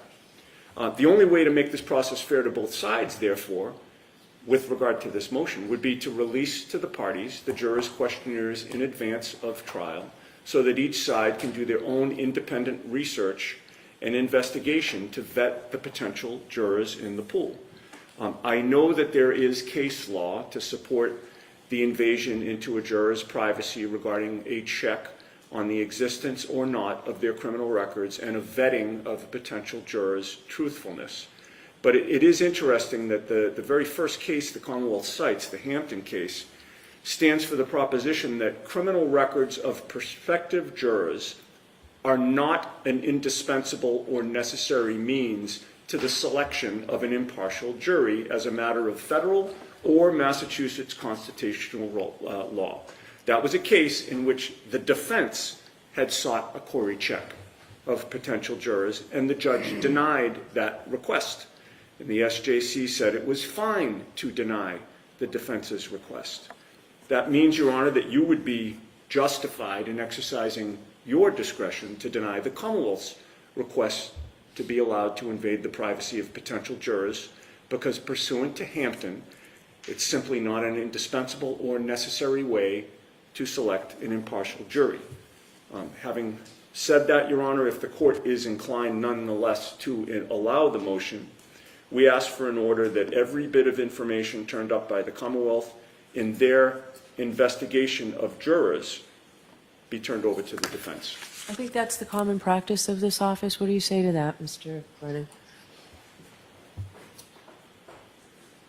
Is it the common practice of this office?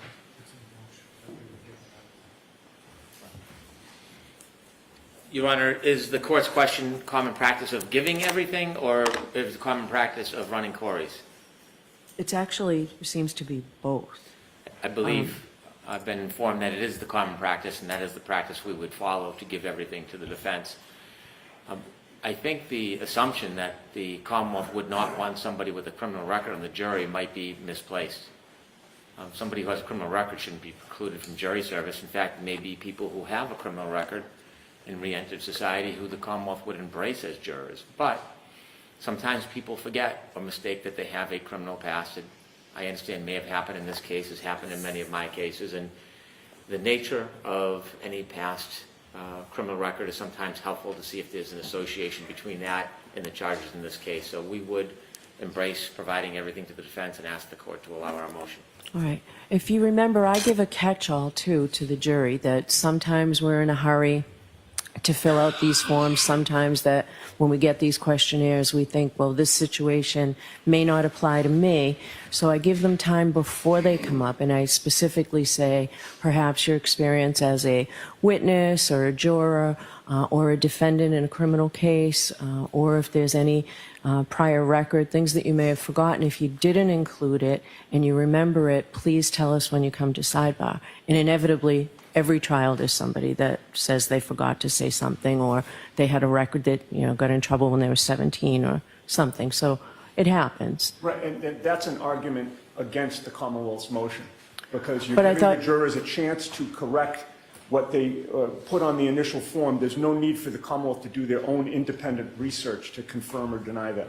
All right, so you're asking me to flat out deny the motion, but if I allow it, you'll get the copies? Correct. Okay. All right, why don't we take the morning break at this time, and we'll come back and we'll do that motion, the defense motion regarding Dr. Welcher. All rise, please.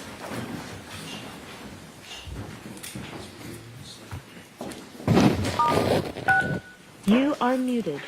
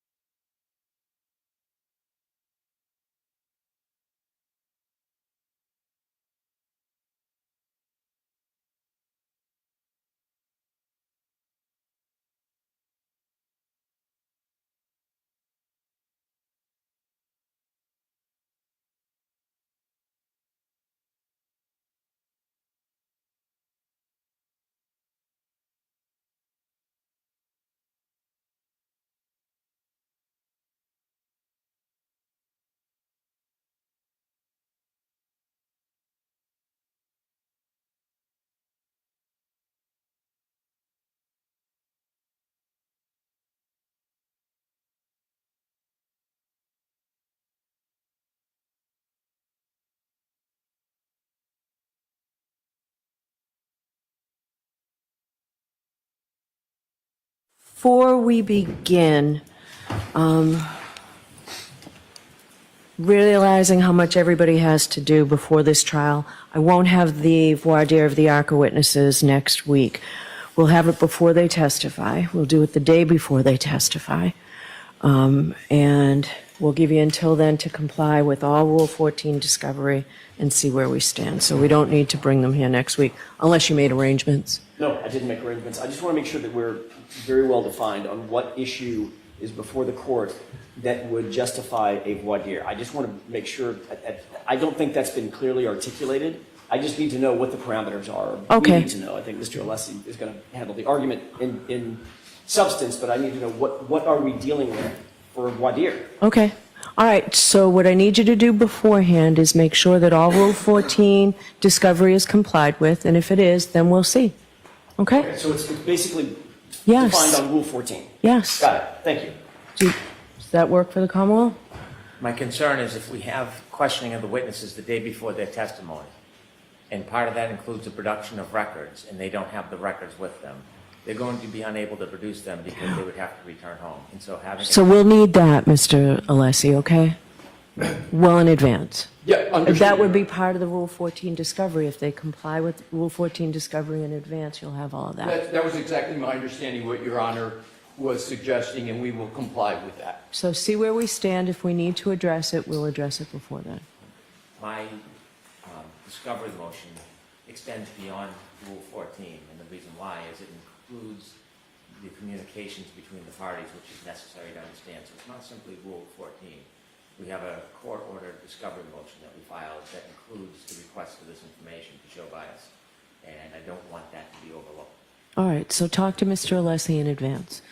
All right, and I'd like you to be able to tell me before we start the trial where you stand with that. Okay?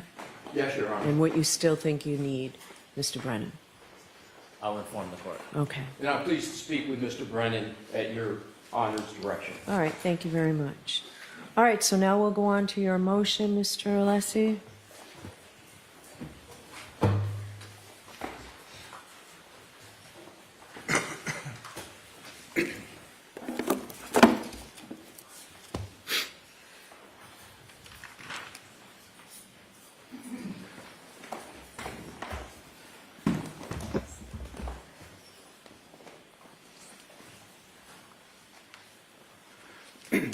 May it please the Court, in my presentation today with regard to Dr. Welcher, No, I was just wondering if you're going to tell me what you're going to tell me and then tell me what you've told me. Do you plan on doing that, or are you just outlining it? I do not, Your Honor. Thank you. Go ahead. In my presentation today, Your Honor, I'm going to,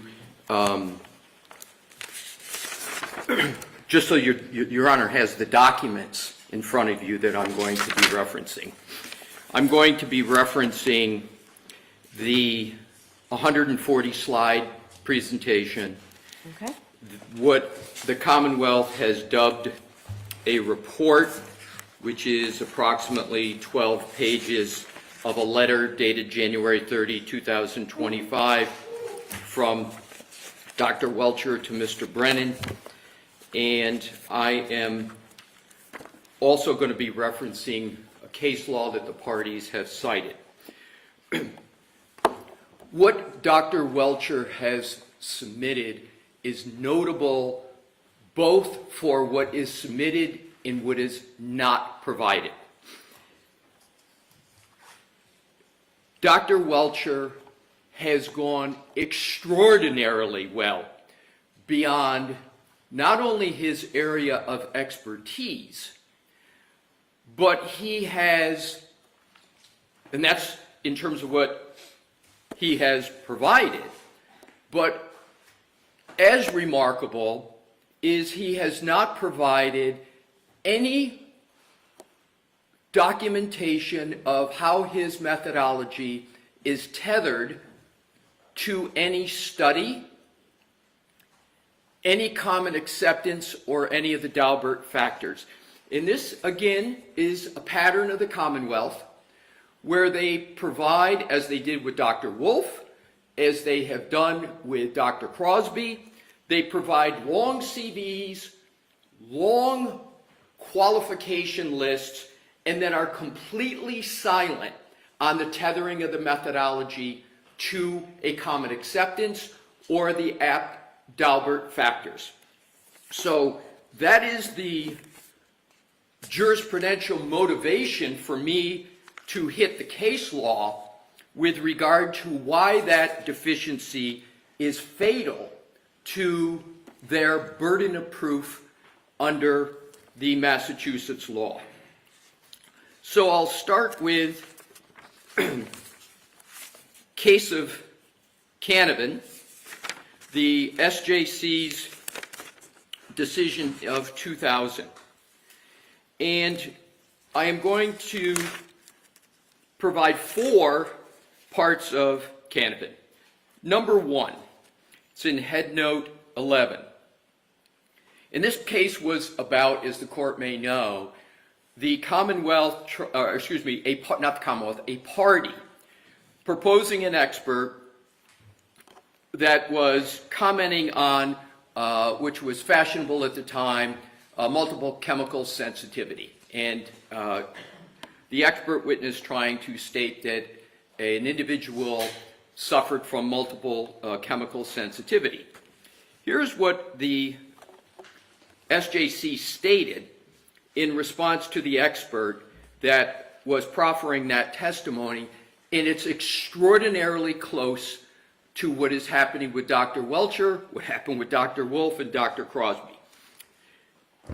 The SJC said there was no evidence in the record to show that Dr. LaCava, that was the proffered expert, used a reliable methodology to transform his general finding of chemical exposure to his more specific diagnosis of MCS, multiple chemical sensitivity.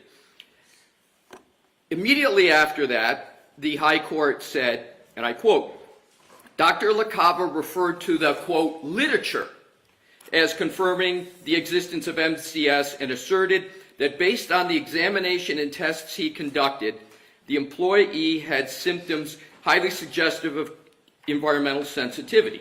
However, Dr. LaCava did not identify any specific studies that showed the existence of MCS based on specific symptoms and did not identify tests that can be performed to prove that the patient suffers from MCS. Skipping.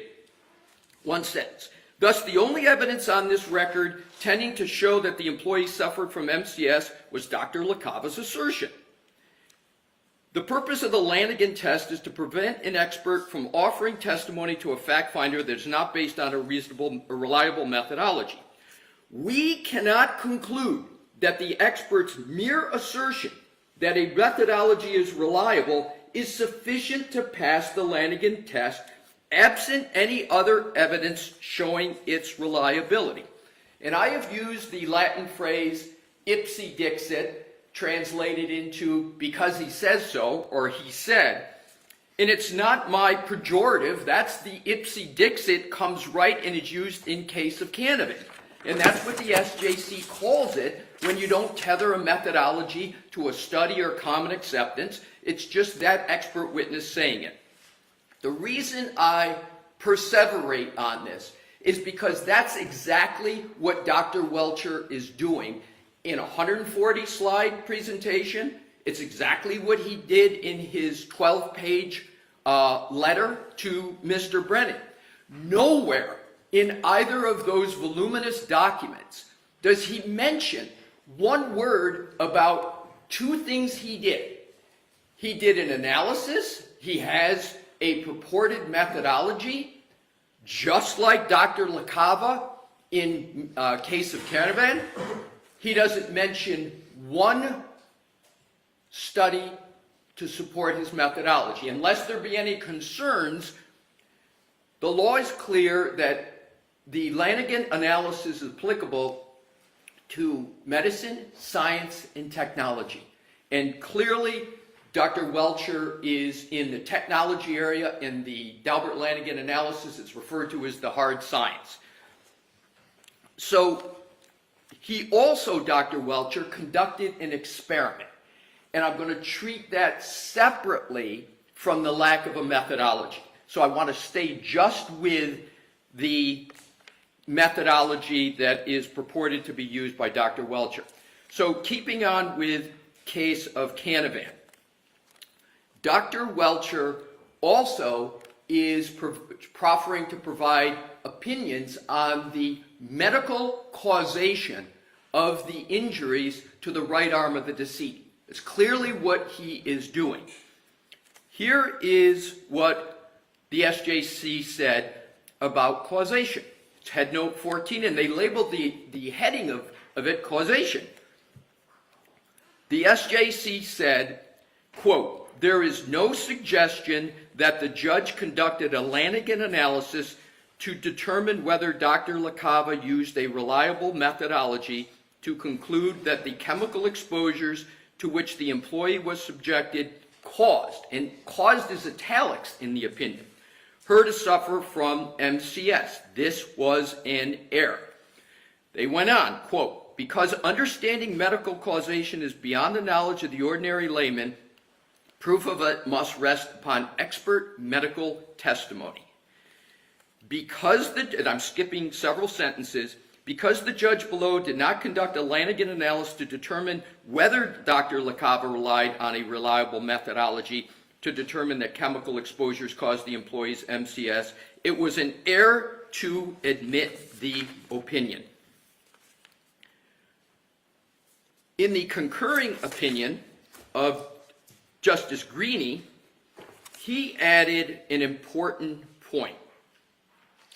I quote, "Further and perhaps more importantly, the application of the standard will make little difference in how an appellate court decides a hard science." The issue was, what was the standard of review? Is it going to be abuse of discretion? And the concurring justice said, in hard science, it really doesn't make a difference, but here is apt for what we're here for today. The goal of Lanigan, as was the goal of the preceding tests, is to keep unreliable or so-called junk science from fact finders, thereby reducing the prospect of the return of verdicts or the rendition of decisions with dubious validity. So I rehearse apt provisions of the case of Cannone because the SJC sets forth what the burden is of the proponent. And I know Your Honor has heard me make this argument before, but I am now providing the SJC decision for direct support what I've said with regard to the experts, Dr. Wolf, Dr. Crosby, and now Dr. Welcher. Next case I provide is Commonwealth v. Meeks. And that is another SJC decision. And if I'm not mistaken, I think all of the cases that I'm providing in my oral argument are cases cited to by the Commonwealth as part of this motion. I'm not 100% sure with regard to Meeks, but I think it's a decision that they cite as well. And oddly, all these decisions favor the defense. So here is, I'm only going to need to read one part of Meeks, even though it's a very long decision of 2006. It states at 2006 Westlaw 2819423, and this is on page 53 of the Westlaw copy. Quote, "At trial, this court will require the Commonwealth's firearm identification witness to provide on direct examination, etc., etc." Last sentence. "Such discovery is essential to an effective cross-examination and therefore to a fair trial." And I've made this argument many times before about the prejudice to Ms. Reed from the pattern of the Commonwealth to provide experts, long reports, long CVs, completely silent on tethering the methodology to a study, etc.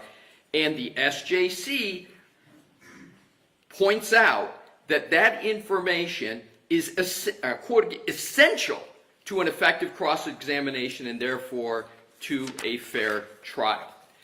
And with regard to the last case that's really more apt to the experiment that Dr. Welcher apparently performed. Not apparently, did perform. That is the subject of his slide presentation. And this is, there's various experiments, but the most prominent of which is painting someone's arm blue, painting a hand yellow, and then trying to use the results of that experiment to support some wayward theory as to how the SUV made contact with the decedent. There's no doubt that's an experiment. So it's important when I get to that experiment what the legal standard is before such an experiment can be admitted in evidence, and what's the test under the Commonwealth v. Davis and Lanigan as to how an experiment could possibly come into court. So you've heard of the case, and I know Your Honor knows of Rentalo. We've basically cited it for the proposition of qualifications, but substantively we haven't talked about it. And I know Your Honor is well familiar with it, so I'm just going to summarize what's apt for our motion. Okay. What the High Court said there is that the precise question is whether Giulianelli, this was the paint expert proffered by the Commonwealth, possessed sufficient education, training, experience, and familiarity to determine forensically when and how the paint was applied to the basement floor in the victim's body based on the information he was provided. And a large part of Rentalo was, listen, this person was a paint engineer at his company and he had a lot of experience in that, but what he really didn't show and didn't have was experience forensically addressing the question. And that was certainly a big part of Rentalo. So the court, to that point, said there is a significant distinction, however, between what Giulianelli had done in the paint industry for over 20 years and what the Commonwealth asked him to do in this case. So the court went on and discussed the difference, and it said he also, this is Giulianelli, he also did not do any research on the topic or search for any academic or industry materials on this topic. So the court, with that predicate as to what was lacking, which is completely the same as what's lacking with Dr. Welcher in his experiment, the court said this, and this is on Westlaw Copy 14, Head Notes 19 through 22. I quote, "Expert testimony also may be based on or informed by the results of experimentation." Skipping. The conditions in the experiments must nonetheless be substantially similar to those at the crime scene for the experiments to be of any value, and where new hard science is involved, an appellate court will always take a hard look at the trial judge's decision to admit or exclude the evidence. So here's what happened that's very apt to Dr. Welcher. Our analysis of Giulianelli's approach begins with the important principle that judges should closely scrutinize expert testimony where the testimony is prepared solely for the purpose of litigation, as opposed to testimony flowing naturally from an expert's line of scientific research or technical work. There is no evidence whatsoever in the Commonwealth's papers that Dr. Welcher had ever performed this experiment as part of his line of scientific research or technical work. From all indications, it appears that he performed this experiment specifically and exclusively for purposes of this litigation. And that's where the SJC started. So they immediately said, if it's just experiment done for this litigation, we right off the jump have a big issue with it. The SJC then goes on with this very, very questionable area of experiments. and said, rather than flowing naturally from his work, therefore, his experiments greatly differed from the work he ordinarily performed and the observations he had experience making in the key. And his opinions were developed solely to assist the Commonwealth's prosecution of the defendant, which from all indications appears exactly the purpose of Dr. Welcher. And here now to the tethering of the methodology to a study which Dr. Welcher does not do at all.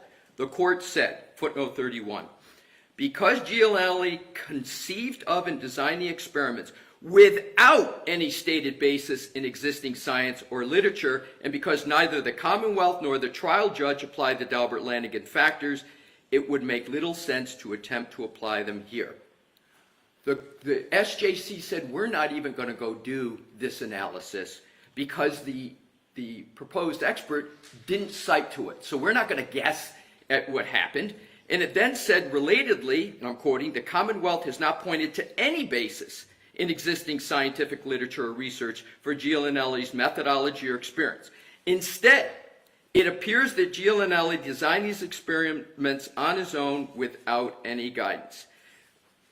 Reading down below, quote, Gianelli's experiments also do not appear to have been performed consistently with basic scientific principles. We have no evidence in anything the Commonwealth submitted that the experiment of Dr. Welcher was performed in accordance with any scientific principles, because his report and the slide presentation is completely bereft of any citation to basic scientific principles. Next, the court said Gianelli did not repeat or validate any of his 6 experiments is also significant. There is 0 in the current record that Dr. Welcher repeated or validated his experiment. Nothing.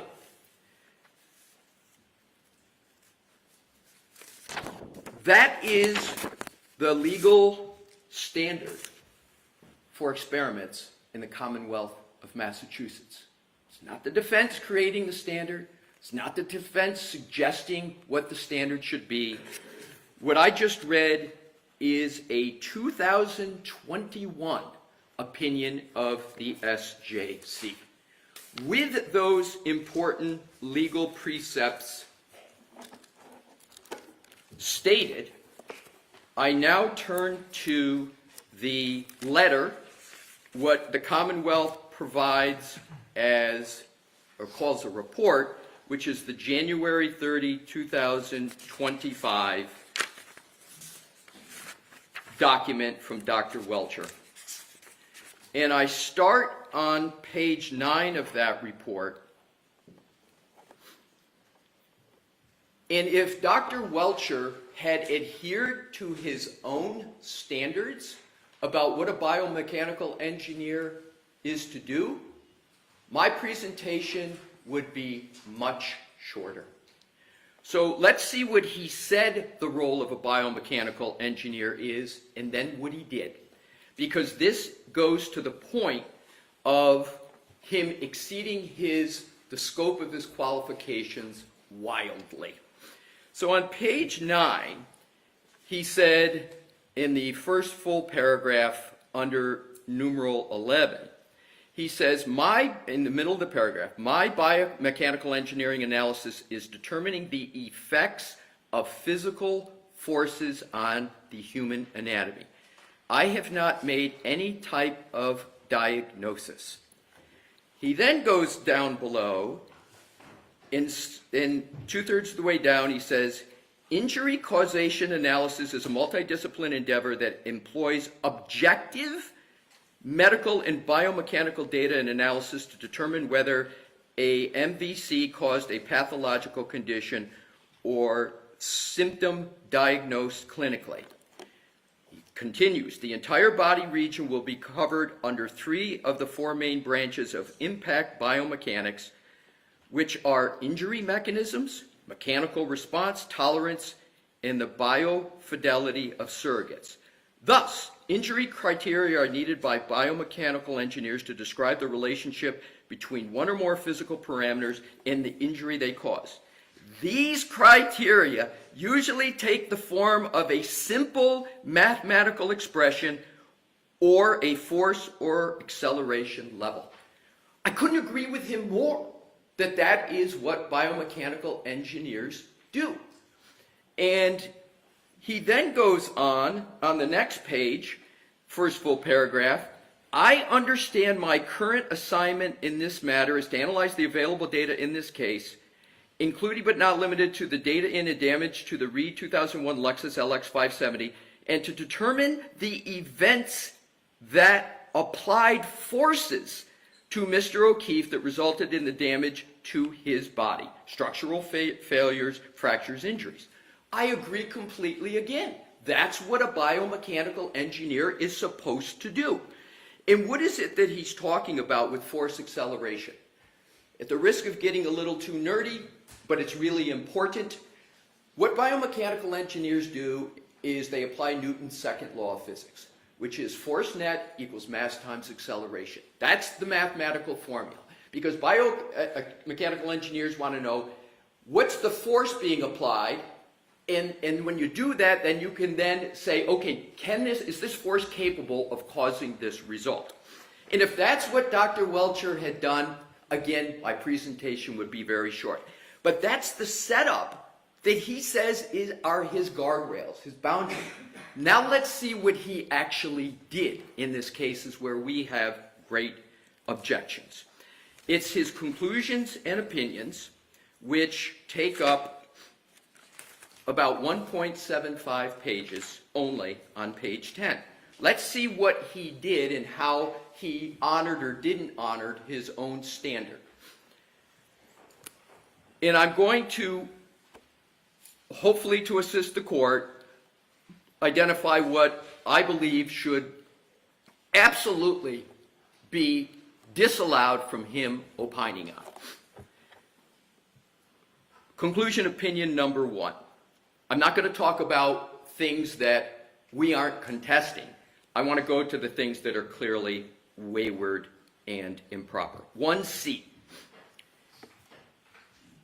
He cites to Julie Nagel and occupants of Richard D'Antonio Ford F-150, Ryan Nagel and Heather Maxim, arrival in time outside 34 Fairview, not seeing anybody exit Lexus or damage to the Lexus. What he is doing is he is not only using, but he's trying to credit contested testimony. So let me find out, do you intend to introduce that testimony, Mr. Brennan, through this witness? I intend to introduce that testimony prior to Dr. Welcher testifying. If it's not in the record, he would not be able to testify to it, but if it is in the record, he can refer to it as part of his opinion. All right. That's a very apt question, and Mr. Brennan's answer underscores the issue.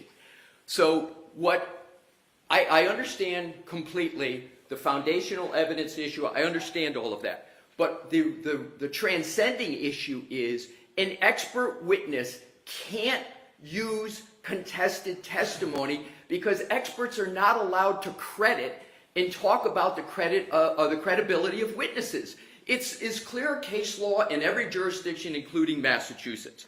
And he does that throughout his report. And we've provided in our supplement correction the clear case law. I'm not going to go through it because I know Your Honor knows this. It's almost Hornbook law. So based upon Mr. Brennan's answer, it only underscores and establishes our concern. So 1C should be excluded. Now to 2. 2A Romanettes 3 and 4. Romanet 3, 2A3. No evidence light was broken at 1 Meadows Ave. When does a biomechanical engineer get to testify about a contested issue and say no evidence? That's not for a biomechanical engineer. And when he set up his own boundaries, he didn't talk that he was going to be looking at contested evidence. Romanet 4, 2A4. No fragments of taillight on or in snow behind O'Keefe Chevrolet. That's an evidence, collection of evidence, preservation of evidence, etc. It's not for a biomechanical engineer. Then he goes on to 2C. Testimony of Jen McCabe. That's his heading. Karen Reed stated to her, etc., etc. In other words, given Jennifer McCabe's testimony, and then he talks about what he believes Ms. Reed knew. That is not only trying to credit testimony, we've got now a biomechanical engineer that is going to be stating the Commonwealth's case for it. What is the biomechanical force calculation for talking about Julie Nagel, Ryan Nagel, Jen McCabe's, or frankly anybody's testimony? It's unprecedented. Now, continuing on page 11 at the top, and this is C Romanet 1:1, 42622 Julie McCabe, 42622 state grand jury page, etc., grand jury minutes. That's testimony. It's testimony of lay witnesses. Inherently, he is crediting that testimony as truthful. That's not what any expert can do, let alone a biomechanical engineer. Number 3, the location and orientation of the laceration on John O'Keefe's right forearm and arm are consistent with the geometry and orientation of the right tail light of the Reed 2001 Lexus LX 570. So let's cut through the euphemism of orientation. What he is referring to is pattern recognition. He is saying that the pattern of the lacerations on Mr. O'Keefe's right forearm are supporting his opinion. Where is his qualifications to determine pattern recognition of a wound on a decedent? They don't exist. 4, and that should be stricken and not allowed. 4, perhaps the most egregious of all, and I respectfully submit what I've pointed out are incredibly egregious. 4, the totality of the evidence is consistent with the right rear corner of the Reed 2021 Lexus impacting, etc., etc., of his head on the frozen ground. So there are several maladies with that statement. First, where is his qualifications to testify as to frozen ground? He's not a pedologist, he's not a hydrogeologist, he's not a geologist. He has no basis to testify in that regard. But more importantly is his phrase, the totality of the evidence. And if Your Honor now looks at what he considers to be the totality of the evidence, it is extraordinary. He is, and I will state each one, he is becoming a medical examiner, he's becoming a lead investigator, he's becoming a cell phone data forensics expert, he is also, once again, talking about testimony of individual witnesses. So he says the totality of the evidence is consistent with the right rear corner of the Reed Lexus impacting John O'Keefe and Mr. O'Keefe, etc., etc., and of his head on the frozen ground. So what he's doing is he's now talking about cause of death and manner of death. Do you intend to introduce that evidence, Mr. Brennan? I wouldn't be introducing evidence of frozen ground through Dr. Welcher. Is there other parts of the... Cause of death. He would not be offering a cause of death. I think the spirit of the report is putting all the information together to see his observations, but I recognize that he's limited to his field. The hard ground and the cause of death are not within his bailiwick. All right, thank you. Again, appreciate that apt question, and I'm going to go into why there's still an issue. So I think it's best just to go through each one. Sure. Thank you. So 4A, he says and this is what he means by totality of the evidence. Cell phone data. Where's his qualifications to discuss cell phone data? That's a data forensics. We had obviously many moments I'm sure Your Honor may wish to not remember, but with regard to Mr. Green, etc., we went through a lot of issues about the expertise needed, the methodologies, the various tools. Where is his qualifications to talk about cell phone data? There are none. It's improper. So A in its entirety should be stricken. C, arm, forearm lacerations, 3 above. So that goes back to the euphemism orientation where he wants to talk about pattern recognition. And it's interesting that the Commonwealth vigorously contested Dr. Russell, and we all know her credentials on pattern recognition, but yet they're proffering a biomechanical engineer to talk about pattern recognition. D, air temperature and frozen ground. I'm understanding, if I understand correctly, that the Commonwealth is now stipulating to excluding that. And it's really the frozen ground aspect of it, of D. Then E. I'm sorry, Mr. Brennan. I don't mean to interrupt. The frozen ground we're not going to bring in. The air temperature is important because it talks about the density of the strength of the taillight, and that's part of the conclusion. So there'll be evidence before he testifies about the weather we expect. Okay. And he can rely on that to talk about how that might affect the taillight. But the frozen ground, we agree, that would not come in through Dr. Welcher. We have no objection to the air temperature testimony of Dr. Welcher. Okay. E, hat line and fracture location consistent with fall and posterior head strike. Extraordinary. Even the medical examiner in this case wouldn't venture onto that. But that is clearly an example of what I'm talking about in terms of Dr. Welcher going well beyond his field. He's talking about hat line and fracture location. That's a wound to the back of the head. And to make matters worse, he makes clear fall versus assault. He's making a distinction between a fall and an assault occurring. We've contested Dr. Wolf on that issue. Now with regard to F. This is the wayward, undocumented experiment that Dr. Welcher conducted. F, Romanet 2 should be excluded. It says, drop test conducted by me with a hybrid 3 falling backwards, measured heads, G's of approximately, etc., etc.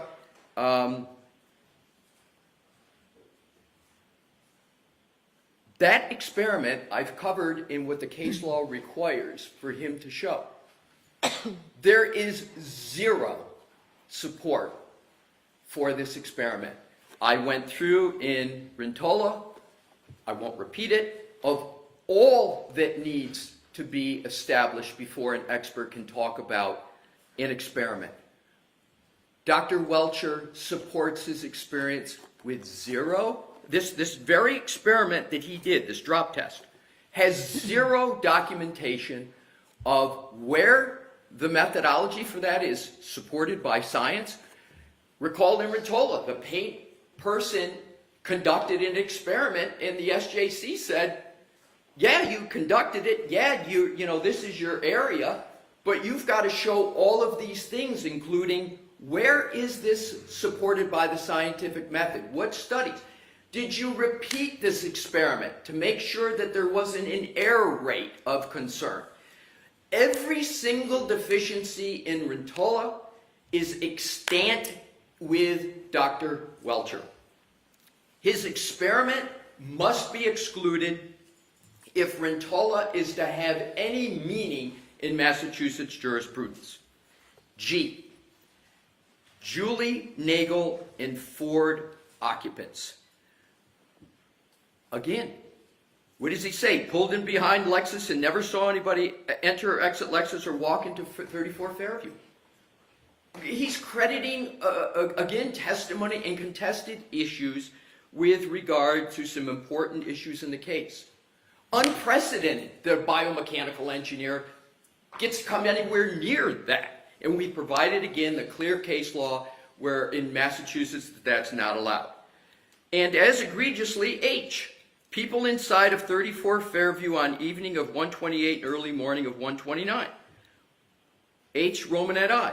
John O'Keefe never entered 34 Fairview. Is there any more of a contested issue than that? But yet, he's proposing to testify and state that? What biomechanical engineering principle is being applied there? The answer is none. Except for Karen Reed, everyone at 30 and outside 34 indicated John O'Keefe did not enter 34 Fairview. Even more egregious than H. Romanet I. So, with regard to Dr. Welcher,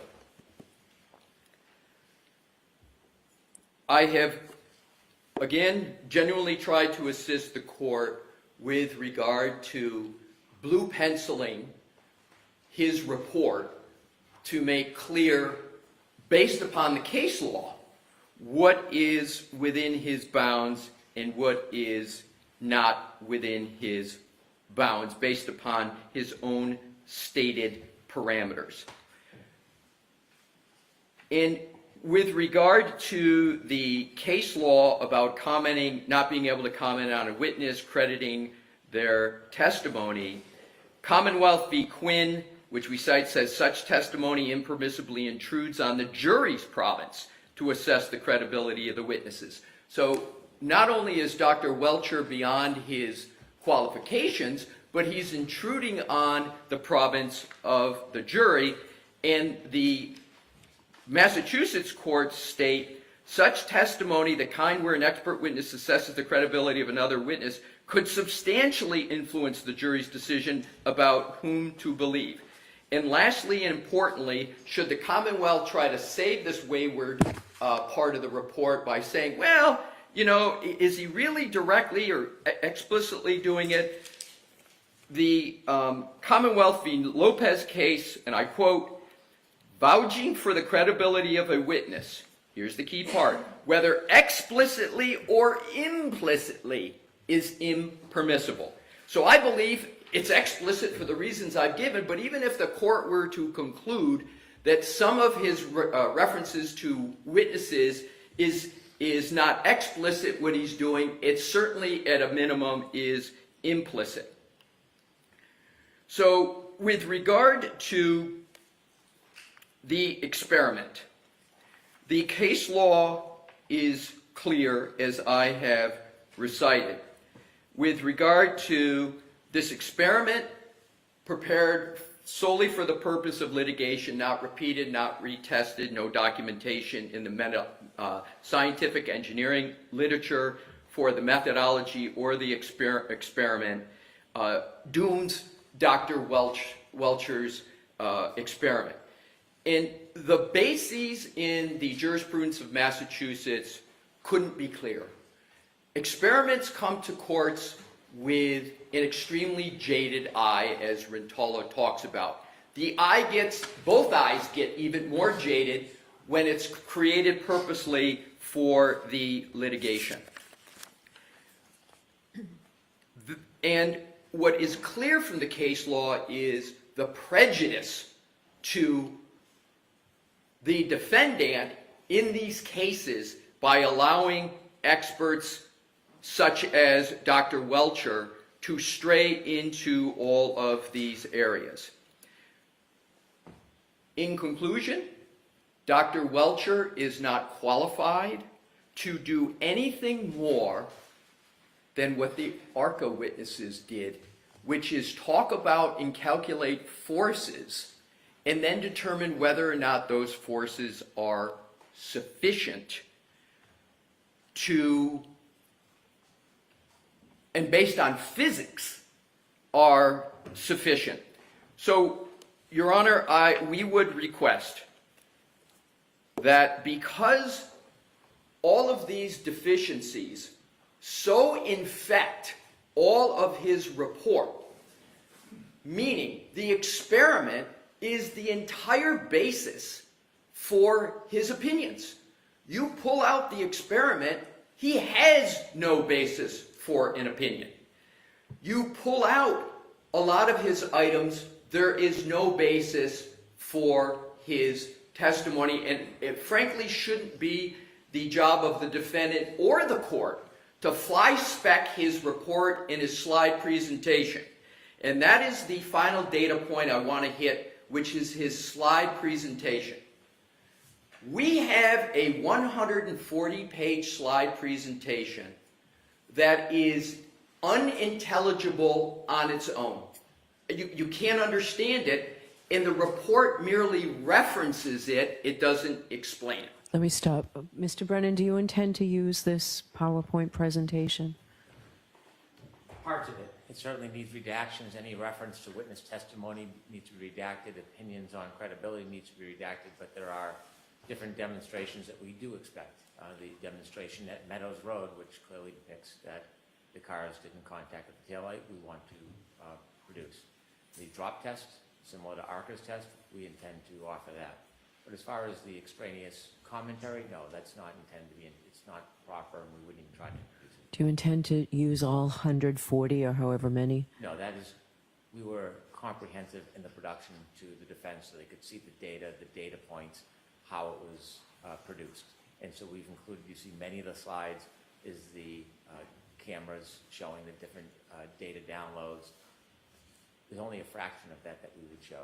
What we would show is the drop test, the demonstration of the Lexus hitting Mr. Welcher's arm, and also we would want to show the Waze locations based on the data that will be introduced through other witnesses and after it's been attested to and its reliability.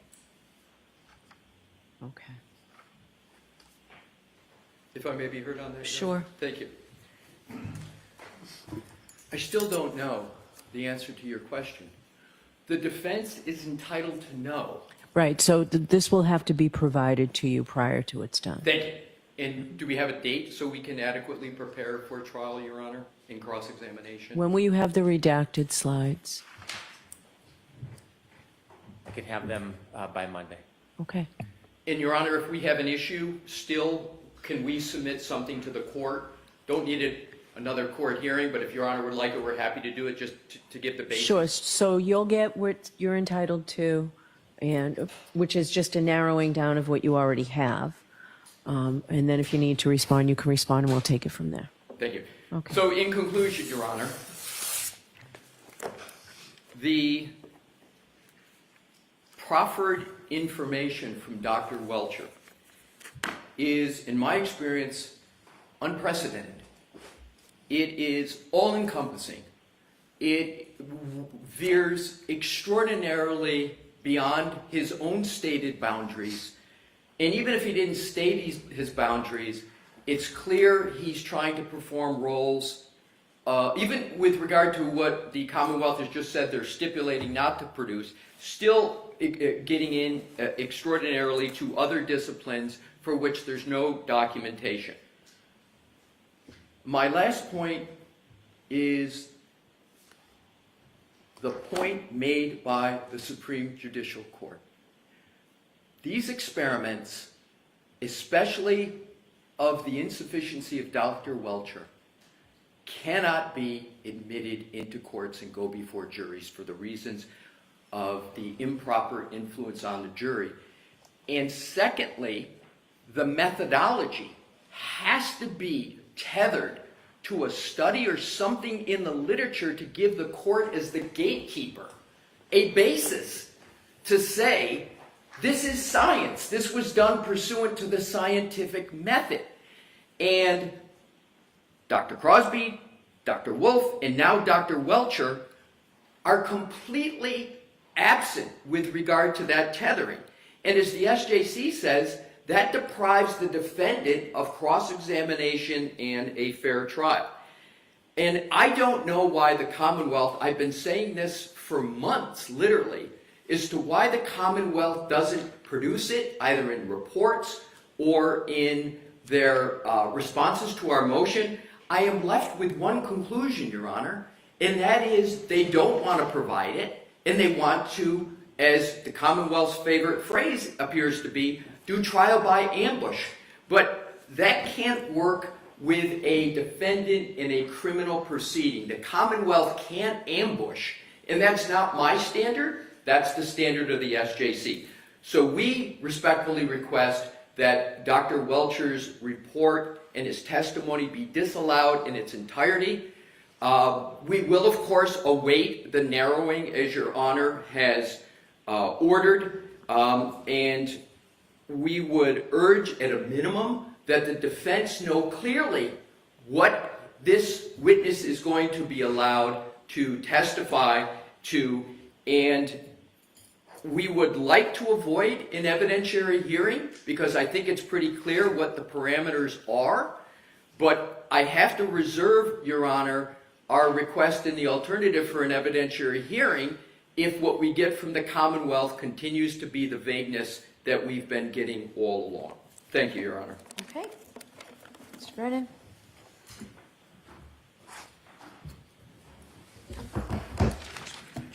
Oh, please.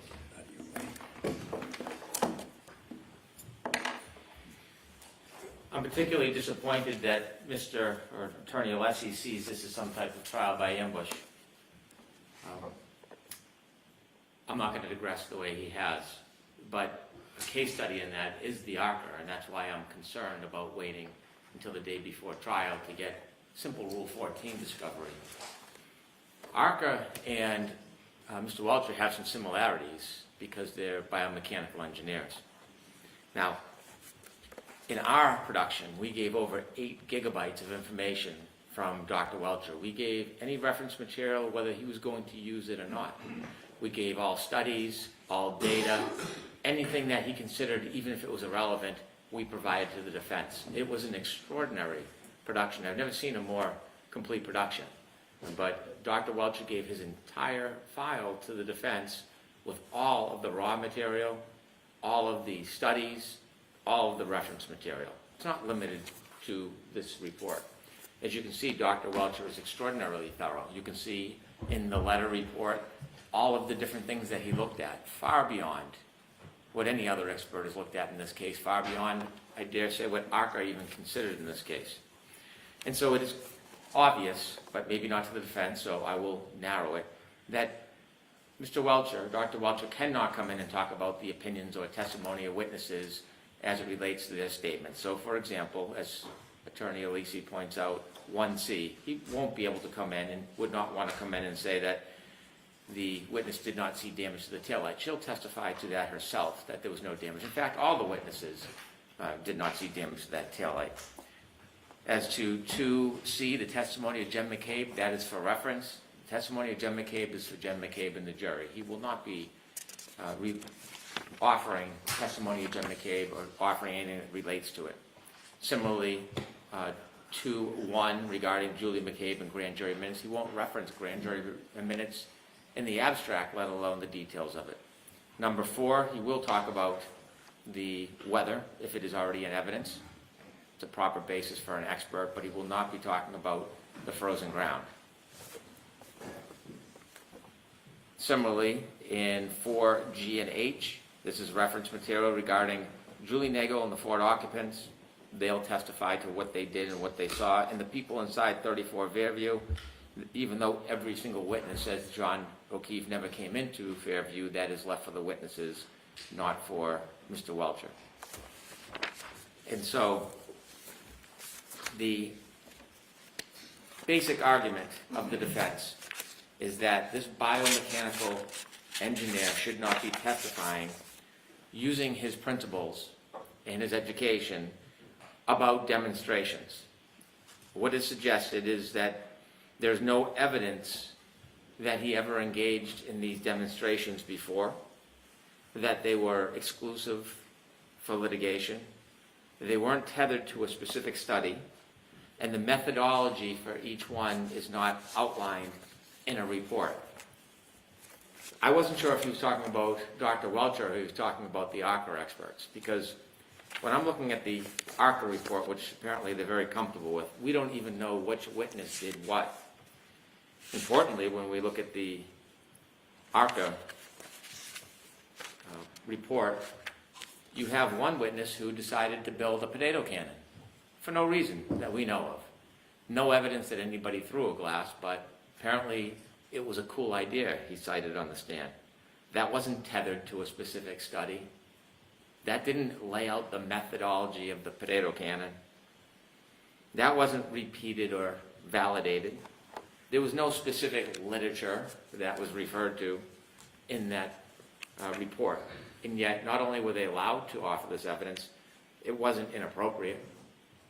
Now, it would be nice to know a little bit about the potato cannon, maybe a picture or a video or some specs on it, or maybe some details on how it actually operated. See, these are the things that Dr. Welcher provides to the defense. He doesn't just provide the information, the raw data, and the studies. He actually shows the demonstrations. He doesn't hide from his basis of his opinions and conclusions. He shows and demonstrates them with videos and pictures and photographs, quite unlike ARCA, where it is just simply a conclusion based on just trust me. And so when you look at the production by Dr. Welcher, it is not comparable to the standard that the defense accepts for their experts. He is a biomechanical engineer. That is a combination and study of engineering and physics and science, and it also details medicine. He's not a medical doctor. He's not diagnosing an injury, but it includes all of those arts. Now, this is the same thing that ARCA says in their report. If you look at their report, they talk about the study, and they outline what they believe the study of being a biomechanical engineer is all about. In fact, one of the complaints by Attorney Alisi is Mr. Welcher's drop test. If you look at the ARCA report on page 10, they do the very same thing, except that they don't show it. They don't actually demonstrate it. It's pale in comparison, but they give the conclusions and they give a chart. No different. And so there are no medical diagnoses by Dr. Welcher. These are his opinions based on his study of the evidence, and he goes to the extent of actually demonstrating those different assessments that he has made. In particular, the defense takes issue with basically everything he's done. And just as a general perspective, they would like the ARCA witnesses to come in and say that the injuries were not consistent with striking the taillight of the Lexus. That's what they want to say. Dr. Welcher's opinion is different. It's the same engineering, it's the same science, it's the same concept, it's just a different opinion than they like. So if they like the opinion, all of these standards that Attorney Alisi is insisting on are excused, but if they don't like the opinion, somehow should be excluded. They're really polar opposites when you think about the perspective and the opinions they're given. They both have a different opinion about the taillight causing the injury to Mr. O'Keefe's arm. One the defense likes, one they don't. It is the same science, same study, same analysis. And so if it's acceptable for ARCA, it must be acceptable for Dr. Welcher. Dr. Welcher actually downloaded the text stream data. He didn't ignore it. He didn't know that it didn't exist. He didn't fail to consider it. He actually downloaded it himself. He is experienced. He looked the material, studied the material. The text stream data is critical in this case because it shows time and place with the new information that we have. So we know from the Waze information exactly where that car went from the waterfall to the flagpole. We know where it did and didn't stop along the way. We know, based on the phone data, Mr. O'Keefe's phone data, when he was in the car until. We have all that evidence, and as a bioengineer, he can consider all of that technical data, which will be introduced through other witnesses at trial before he testifies. And it's important. The location and timing of that car is important. This is all science and data. It's not witness testimony. It's science and data. And it puts that car at that flagpole at the time Mr. O'Keefe is there with his cell phone, locked into the Bluetooth in that Lexus until he gets out of the car after 12:30. And within 2 minutes, we allege this collision occurs. And there's Apple Health data, there's location data, there's cell phone battery temperature. It all coincides. He should be able to consider these things in his study. This is what he does. The demonstration at Meadowbrook, John O'Keefe's house, is depicted by measurements which has been provided, science and data, by the ring videos, which will be independently admissible. And we see the gentle nudging of that Lexus into Mr. O'Keefe's car. And there has been allegations, claims, suggestions that that's where the taillight may have broken despite the other contrary evidence. You can see in the presentation he actually shows not only the nudging and the car leaving through the ring video, but analyzes it, and you can see exactly where those two cars came into contact, and it wasn't the taillight. You can see through his demonstration or through his study of the materials he presented that the snow is on the back of Mr. O'Keefe's bumper until the nudge, and you can see the exact spots where the snow comes off. This is science and data. This is an opinion. This isn't witness testimony. And the jury should see that very evidence. It'll be admissible not only through him, but through independent witnesses.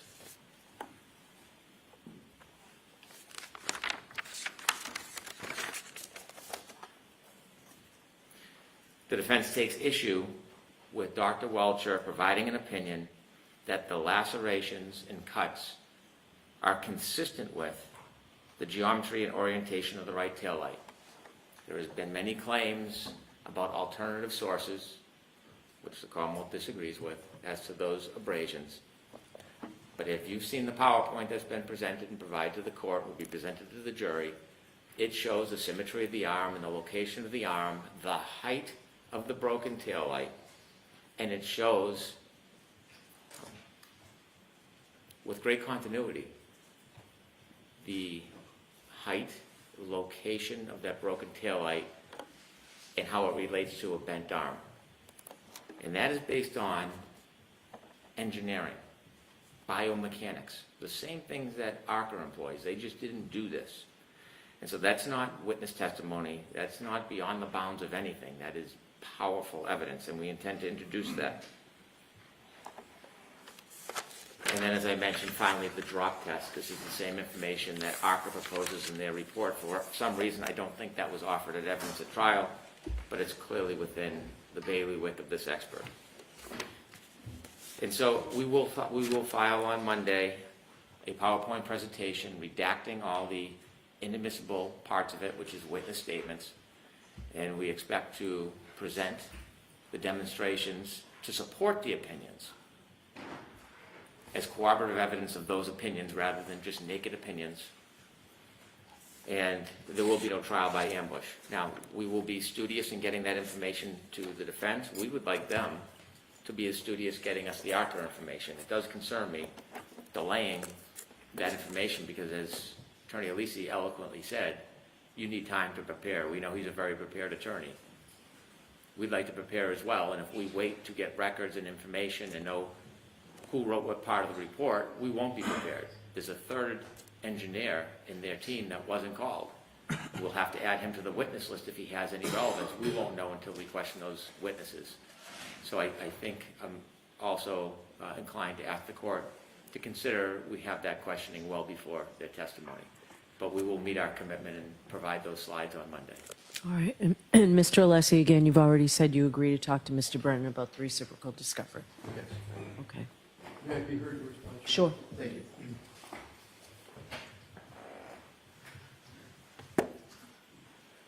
Like with Dr. Welcher's report, what Attorney Brennan did not say is even more important than what he did say moments ago. He didn't state or even address where is the methodology employed by Dr. Welcher tethered to a study, the scientific literature. He kept using the phrase, it's science and data, quote. Someone alleging that it's science and data doesn't even begin to approach that the methodology is established in the literature or satisfies the Dalbert-Lanigan factors. So, Your Honor, on the record before you, there's no better evidence that that tethering doesn't exist then the absence now for the fourth time upon challenge of that in Attorney Brennan's comments. That dooms Dr. Welcher. Now I want to address the false equivalency argument of Attorney Brennan. Attorney Brennan said falsely just now that the ARCA report does not set forth the methodology. There are 14 footnotes in the ARCA report. I just looked at them again.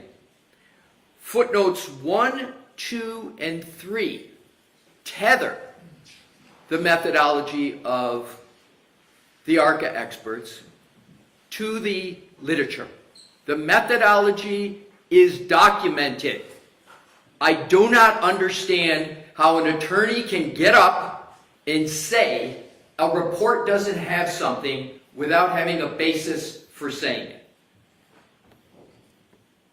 on a key issue that is disputed. Attorney Brennan also falsely stated that ARCA did exactly what Dr. Welcher did with regard to medicine and medical issues. That is completely false. ARCA, as is clear as day from the report, and I'll repeat it, did a force net equals mass time acceleration calculation and said the forces that come from 15 miles an hour, 24 miles an hour, and then, so the unknown is the force, the F in the calculation. What is known is the M and the A. The M is the mass of the head and the mass of the arm. The mass of the head is 11 pounds. The mass of the arm is 11 pounds. You then take the acceleration theory, even assuming the theory of the Commonwealth, which we can test, which is it's 15 miles per hour or 24 miles per hour. You multiply the mass times the acceleration, and you get a force. And then they said this force is expected to cause or not cause these types of injuries. That is a proper biomechanical engineering analysis. The ARCA experts didn't get into pattern recognition with regard to the wounds, the orientation, etc. But most importantly, there is no equivalency between what ARCA did and what Dr. Welcher did. With regard to Mr. Brennan stating, quote, this is what he does, referring to Dr. Welcher. The question is not, is this what he does? The question is what he does rooted in science. And what it means is not just any science, it has to be a commonly accepted, his methodology commonly accepted or satisfying the Dalbert factors. And Mr. Brennan did not contest one aspect. He didn't say, Your Honor, here is where what Dr. Welcher did can be found. It's commonly accepted, either in court opinions, which the court could take judicial notice of, or in peer-reviewed literature, because it's not there.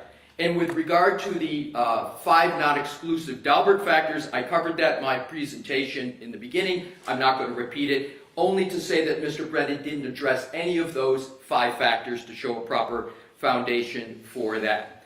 With regard to what Mr. Brennan called arm experiment, relating to a bent arm, relating to injuries, I understand what Dr. Welcher did. The question's not what did he do, but is it accepted in the medical literature? So with regard to the arm experiment that Mr. Brennan just went through, he talked about it, but he didn't mention once where that's rooted in the literature. He finally concluded by saying, this is within the bailiwick of Dr. Welcher. I don't know what this is, but bailiwick is a tautology. It doesn't say anything about whether what he did is rooted in the literature or that it satisfies the Dalbert factors. So, in conclusion, Your Honor, I go back to Rintala, I go back to Meeks, I go back to Case of Caravan. The Commonwealth has not today not before, this is their fourth time, has not satisfied what the Supreme Judicial Court requires in these instances.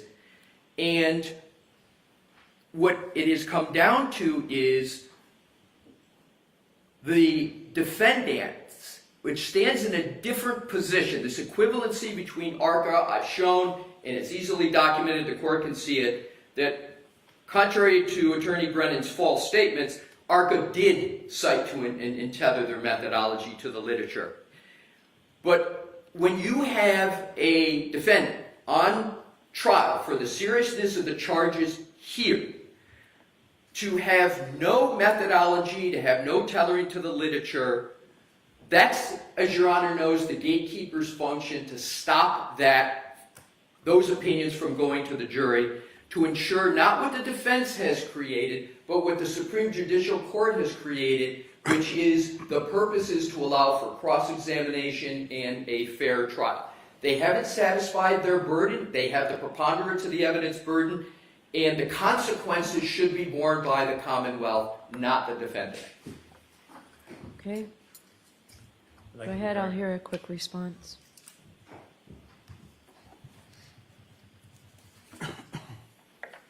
Regrettably, I know Attorney Alisi has decided to join the fray of disparagement. Now, he has said 3 times that I've made false statements. This isn't the first time that Mr. Alesi has tried to portray the Commonwealth as being disingenuous, because they know full well this is being covered by the media, and they want to create a sense to dehumanize anything that they don't like, whether it's the government, the prosecution, the witnesses, or the evidence. There's no place for it. 3 times. This follows when he made representations, reckless representations in court, that Brennan lied 10 times. We found some of those transcripts, and I took enough dignity not to mention it, because I didn't think I needed to, that the transcripts were not even accurate. Mr. Alisi was actually wrong when he was claiming I was lying about reading reports. Now, I don't want to stand up here and have a dispute, but when you use words like false statements as an officer of the court, they better be supported. That is a strong statement to repeatedly make, and it's a tactical one. It's purposeful.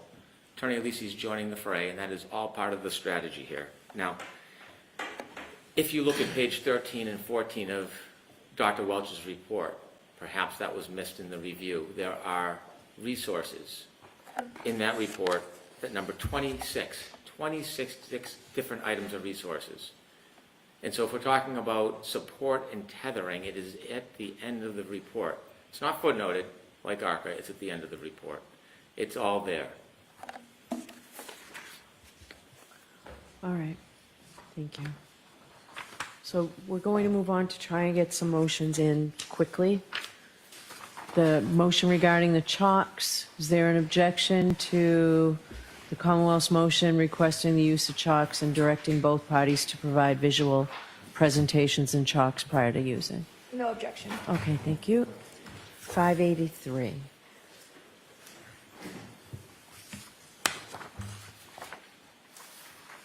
Is there an objection to the Commonwealth's motion in limine to allow the expert Celebrite demonstration? We had it before. Is there an objection to that from the defense? Yes, Your Honor. Okay. Is this something that can be done quickly, or is this something you need more time on? 15 to 20 minutes, Your Honor. All right, so we're going to have to table this. We may end up coming back tomorrow. I can do it unless you tell me what No, Your Honor's let's see what we can get before the luncheon break. The paper number 585, it's the Commonwealth's number 11. Motion eliminate to admit the victim's out-of-court statements relating to John O'Keefe's state of mind, the quals, bins, types of cases. So is there an objection from the defense on that? If there is, I'll hear quickly from the Commonwealth on its motion. There is, Your Honor. Okay, so I'll hear you on this, Mr. Brennan.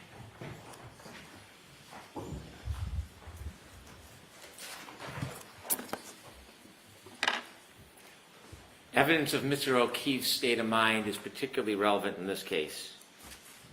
In addition to the charges, this has a domestic aspect to the case. We know from his statements that he was in a relationship with the defendant.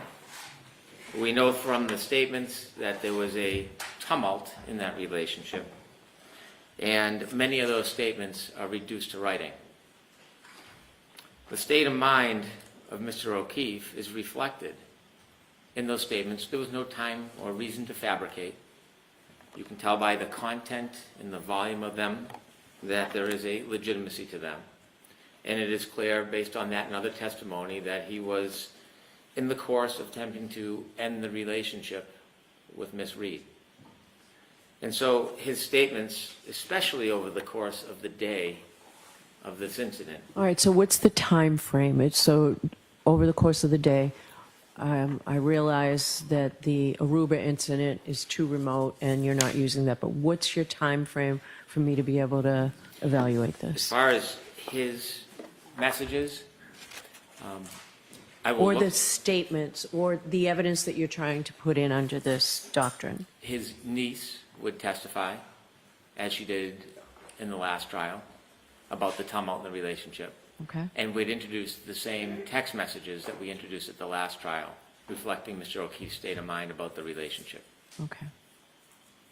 And there would be nothing different from the last trial, other than the fact that we are not going to pursue the Aruba information. So it is actually a narrower time window than before. Okay. All right, I'll hear you, Mr. Jackson. Thank you, Your Honor. I may be a little more brief given that explanation by Mr. Brennan than I intended or anticipated. I will say that where the Commonwealth's motion fails is in its explanation as to the relevancy and how it comes in under a state of mind theory. These are obviously hearsay statements.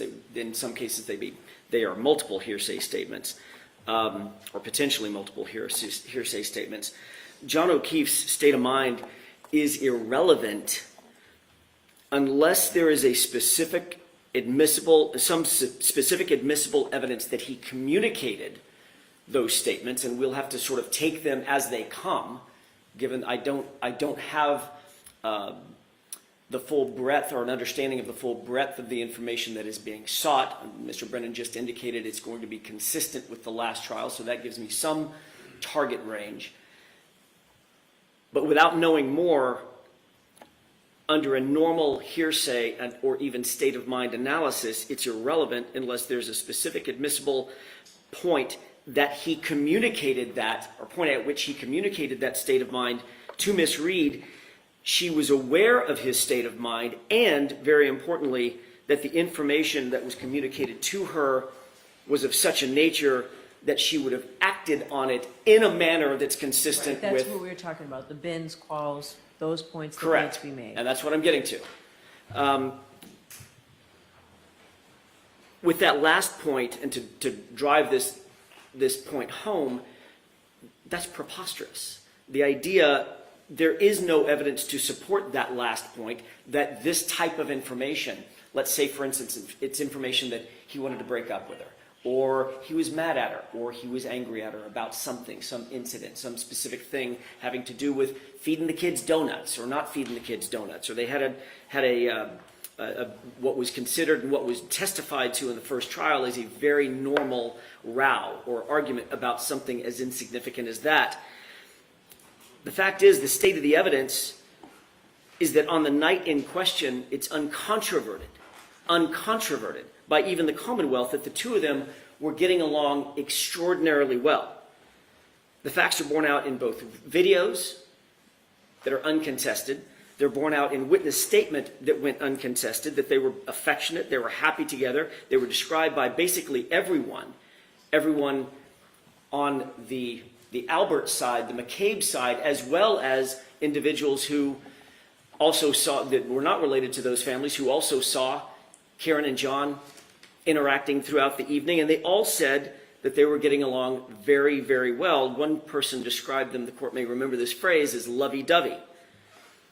I think that it's pretty clear that through this testimony, or through this rubric of bringing in John O'Keefe's state of mind, the Commonwealth really wants an opportunity to call one or more or several witnesses who will basically say he wanted to break up with her, she was not a good girlfriend, he didn't like her. That is an assassination of her character. You can couch it in whatever terms he wants, but that's really what it is. These witnesses will have no corroboration, we expect. I'm leaving the text messages aside. If there are text messages between John O'Keefe and Karen Reed, that may be a different analysis, but certainly where it comes down to the witnesses, like the niece, they'll have no corroboration or no documents, no writings, no recordings, no videos, no audios, nothing but their word. And to allow a witness to walk in and to say negative things about Miss Reed with no way of verifying those statements is highly prejudicial. It's not just prejudicial, it's far more prejudicial than it would ever be probative in this circumstance. Even if he did, even if the evidence was that he had discussed breaking up with other people, there are two major impediments to the Commonwealth's request. First, there is no evidence that, for instance, from the niece, I don't believe that there will be evidence, that was imparted, or those specific conversations were imparted to Miss Reed. The state of the facts very clearly show the opposite. If we look at the circumstantial evidence, the videos of Miss Reed at both C.F. McCarthy that night, as well as at the waterfall that night, showed the two of them getting along, completely inconsistent with two people who were talking about breaking up. John O'Keefe wanting to dump her and her knowing that she was going to be dumped, which is what the Commonwealth is generally suggesting. And second, there's absolutely no evidence that even if she thought that John O'Keefe, if she was aware that John O'Keefe was unhappy in the relationship, that he might want to break up or in the relationship, that would have been a catalyst for murder. And that's where the rubber meets the road in this analysis. That's what the Commonwealth has an obligation to prove before this evidence is admissible. And it's a ridiculous stretch. They'd been together for about 2 years, notwithstanding the prior relationship many years earlier. She had her own career. Karen Reed had her own money. She had her own life. She had her own job, had her own house. She was not dependent upon John for anything, not for money, not for room and board, nothing. They were, at the end of the day, just dating. The fact that she had some text messages with other individuals, or an other individual, Higgins, is actually evidence that she knew she had options, and John O'Keefe likely knew he had options as well. Both of these individuals were not tethered to each other in a way that if one wanted to break up with the other one was going to murder the other one. And that's what the Commonwealth would have to prove to make this admissible. There's no suggestion in the facts that Karen Reed would kill John O'Keefe rather than simply break up with him or allow him to break up with her, and they both go on their own way. It's absurd. And there's no evidence that she was angry with him that night before she got out of her SUV. All of the evidence that we have, all of the uncontroverted evidence that we have, establishes exactly the opposite. They were a loving couple, out one evening, having drinks with friends, in a good mood, and happy with one another. We cite a case called McGraw, M-A-G-R-A-W. And just for the record, I'll state the site. I think it's at 426 Mass 589. And the McGraw court provided a very defined quote that I think is illustrative for our purposes, Your Honor.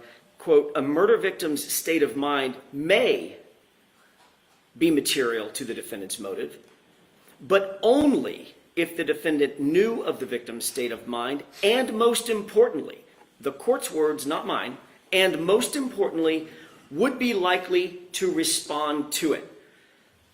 The best evidence that this second prong cannot be met is the fact that the Commonwealth will attempt to bring in these prior statements of John, which, if believed, Miss Reed never acted on.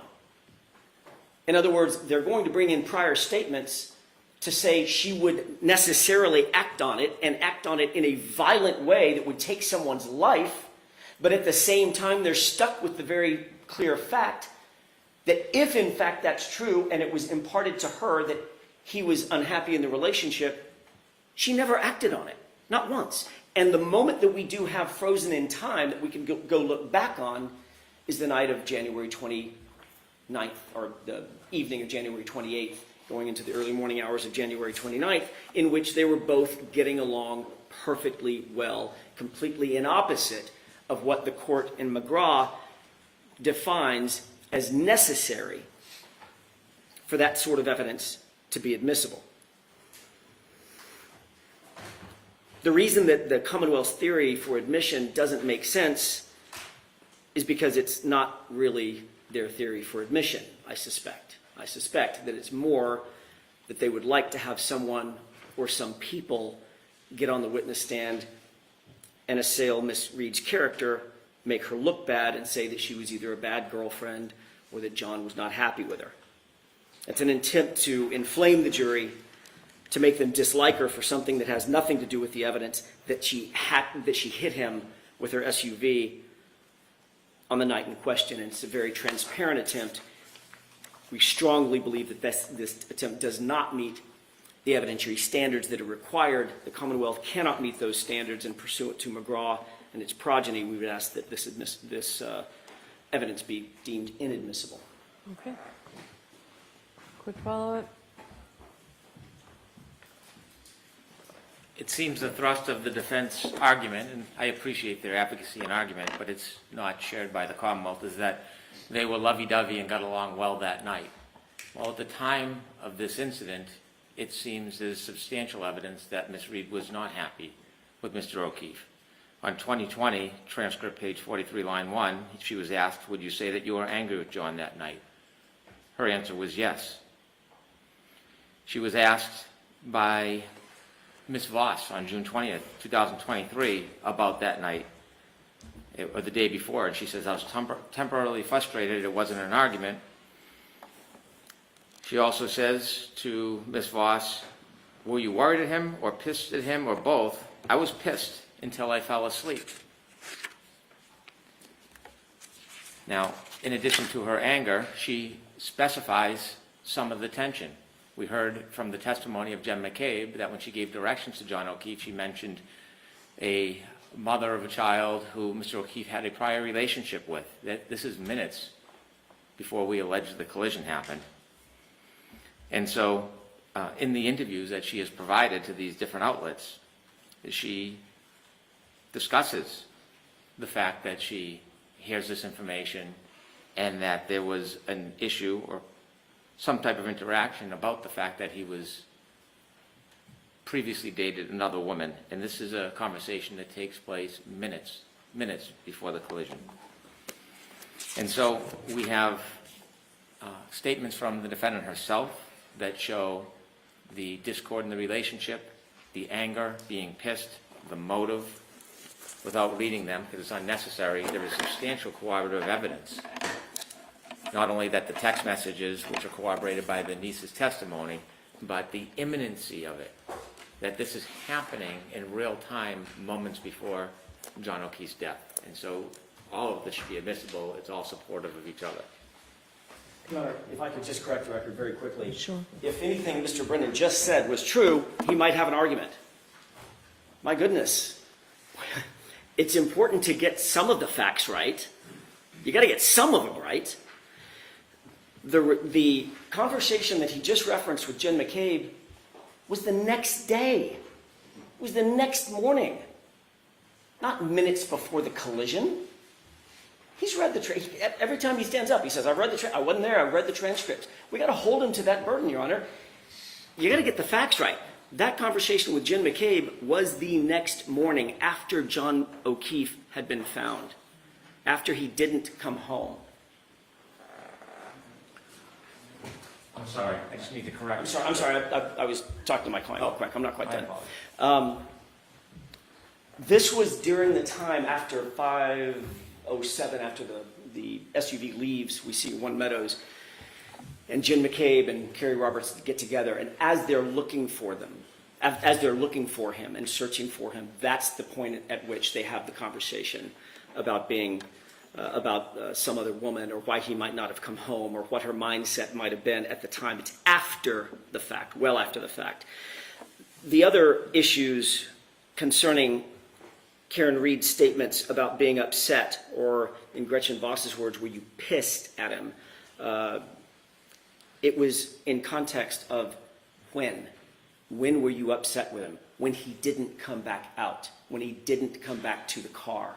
After she left, she was angry. That's where all the voicemails take place. That's what she was talking about, having been angry. There is no evidence, none whatsoever, no evidence in the record. I want to make this as crystal clear as I can. No controverted evidence, no suspect, no evidence at all that John O'Keefe and Karen Reed had a single crossword that night before he ended up missing and she went home. Before he ended up walking out of the car, going toward the house, and she ended up leaving when he didn't come back out. Zero. The only evidence that was propounded throughout that entire day was hours and hours earlier that morning dealing with, did you feed the kids donuts? And yeah, I did. You know I don't like it when you feed the kids donuts. She was spoiling the kids. It was not enough to enrage anybody. It's ridiculous. And the evidence that it didn't enrage anybody is the fact that they ended up later that night together in a lovey-dovey environment, getting along fine, getting along wonderfully. That's why the Commonwealth cannot make their burden to establish that this was the type of information that she would have, by necessity, acted on, and not just acted on in any way, acted on in a way that's consistent with their theory that she would have received the information and murdered him for it. That's the hurdle over which the Commonwealth cannot leap for the admissibility of this type of evidence. It's far, far more prejudicial than it is probative. Okay.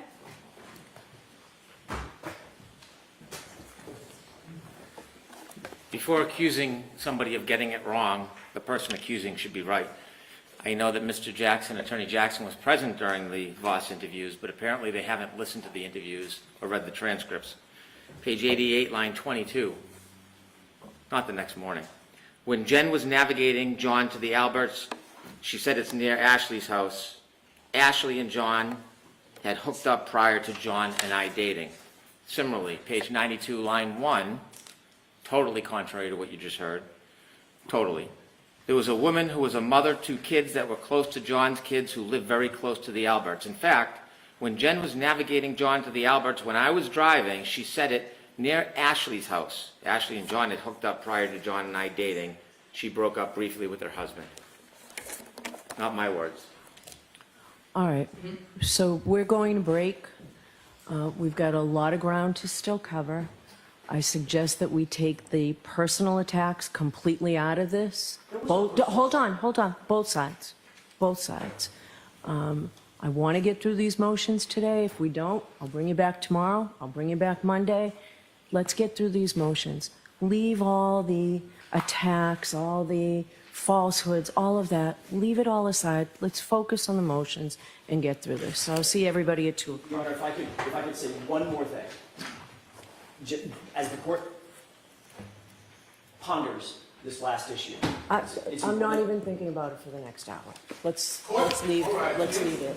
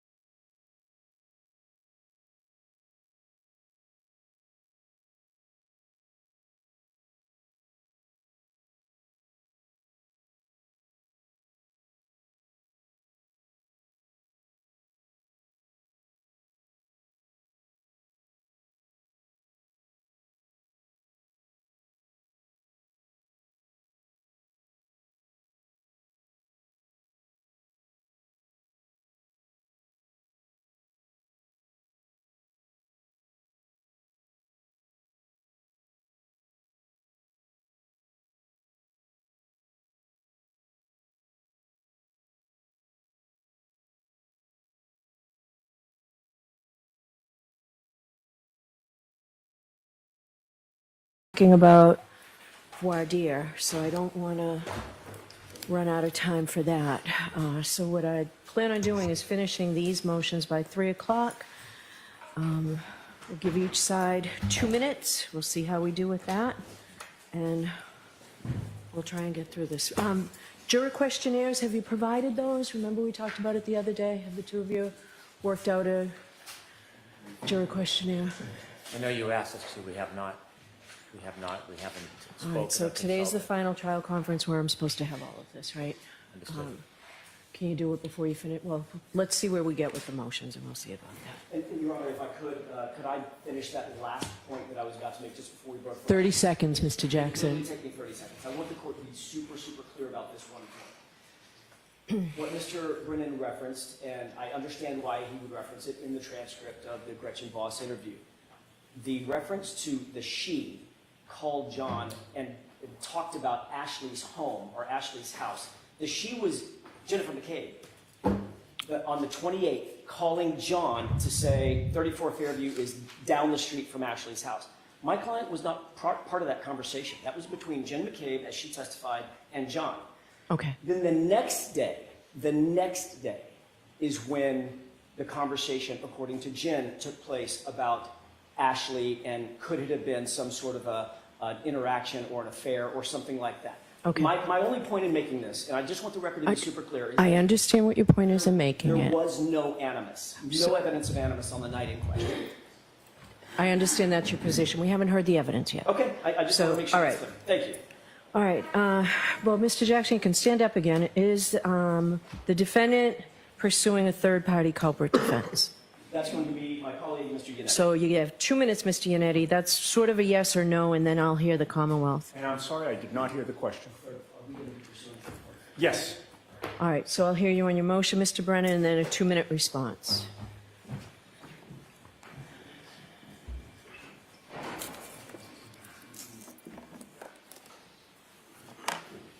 Jimmy, keep track, please. Yeah. Go ahead. Thank you. During the first trial, Your Honor made a ruling prior to defense presenting any evidence or questioning any witness about third-party culprit the defense needed to provide sufficient evidence to pursue or place that issue in front of the jury. The defense, in my opinion, looking at the opening argument, ignored that directive by the court. The very first words of the opening were directed to third-party culprit.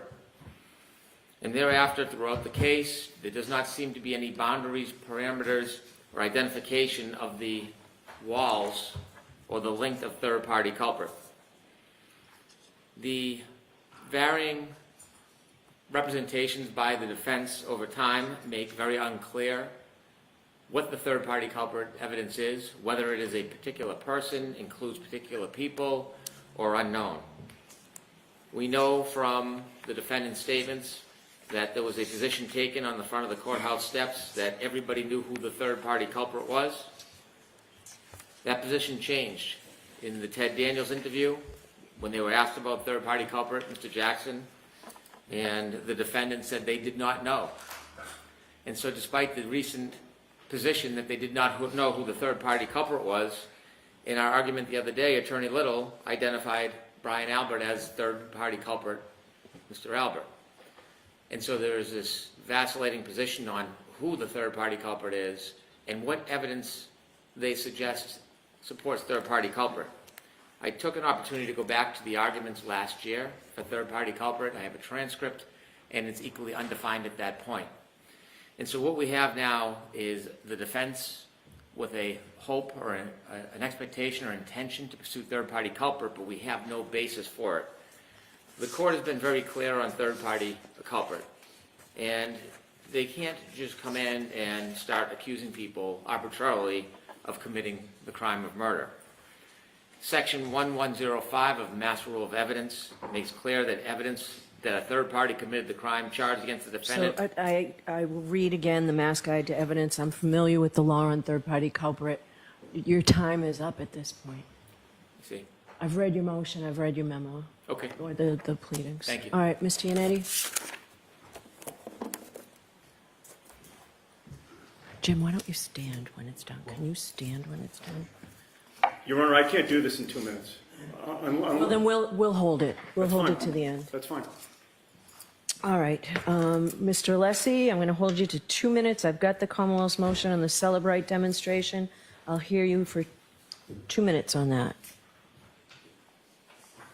My 2 minutes start when I get to the podium? Yes. Thank you.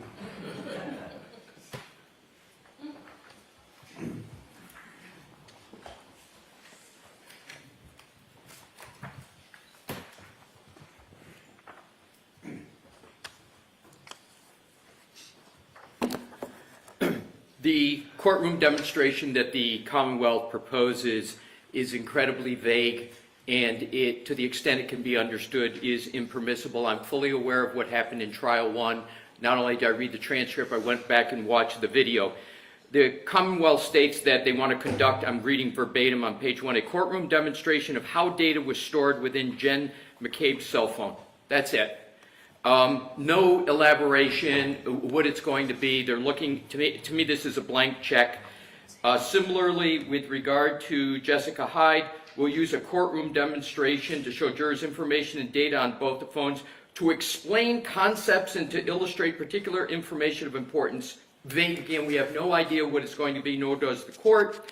And there are similar statements, and also on page 2, they concede they want Mr. Whiffen to use the highly disputed extraction reports to demonstrate Celebrate software. It says this demonstration would closely mirror the actual Google searches, but we don't know how. It's obviously not going to do it. And lastly, with regard to the law, section 1006 talks about the witness presenting the summary is not permitted to state deductions or inferences. That's right in the note to the rule, and that's exactly what they want them to do, is to give the deduction and the inference that the 227 timestamp means it came to at 6:30. It's in direct violation of the rule. And secondly, under 1006, the appeals court held that because the presentation selectively presented excerpts of other exhibits and evidence in such a way that it served to both bolster the Commonwealth case and rebut the defendant's case, it was not merely a neutral summary, it was more akin to an argument than evidence. The Commonwealth concedes that's the case. And with regard to Commonwealth v. Sosa, page 14, the only thing that was allowed in Sosa, the case they cite, it says the complete video footage contained several camera angles of the property, and the condensed video merely was a compilation of that which already existed. They just shortened it down. What they're proposing to do is anything but that. All right. I appreciate your brevity, too. Thank you. You're welcome. Mr. Brennan? Thank you.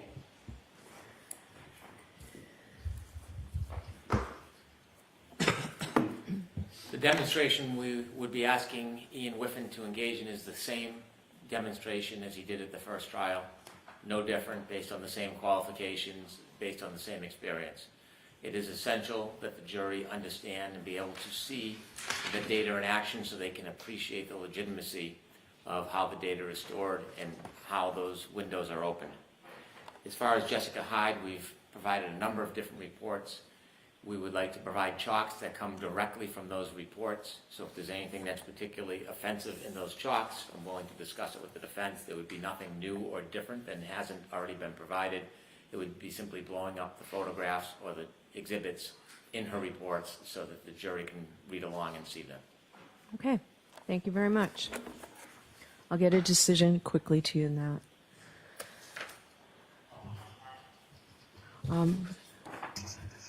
Does the defense intend to bring up any bad character or misconduct of John O'Keefe or any witness?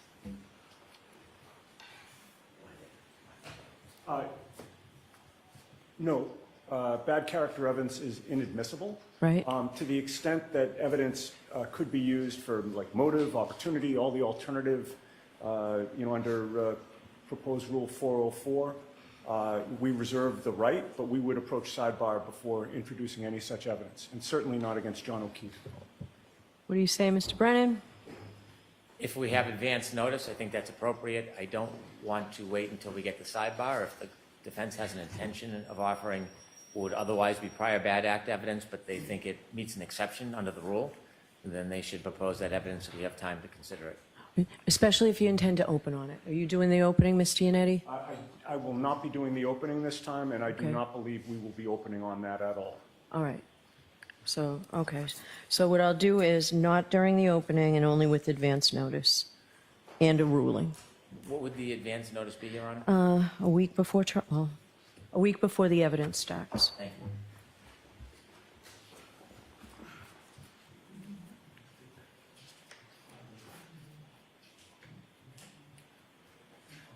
Okay, that's paper 587, Mr. Clerk. Thank you.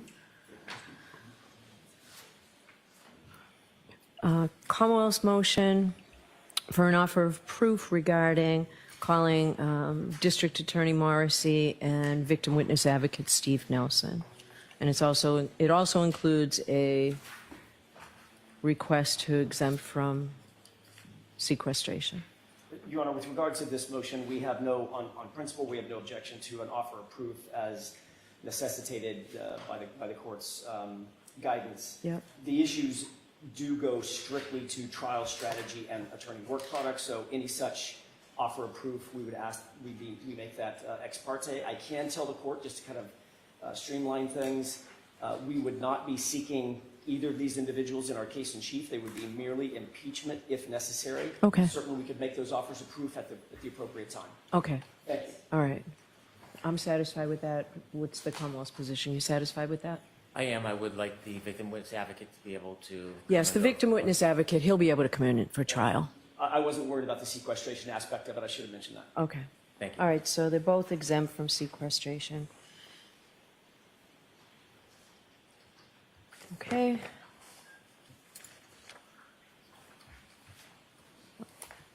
So the other motions do seem like they may take a little bit more time.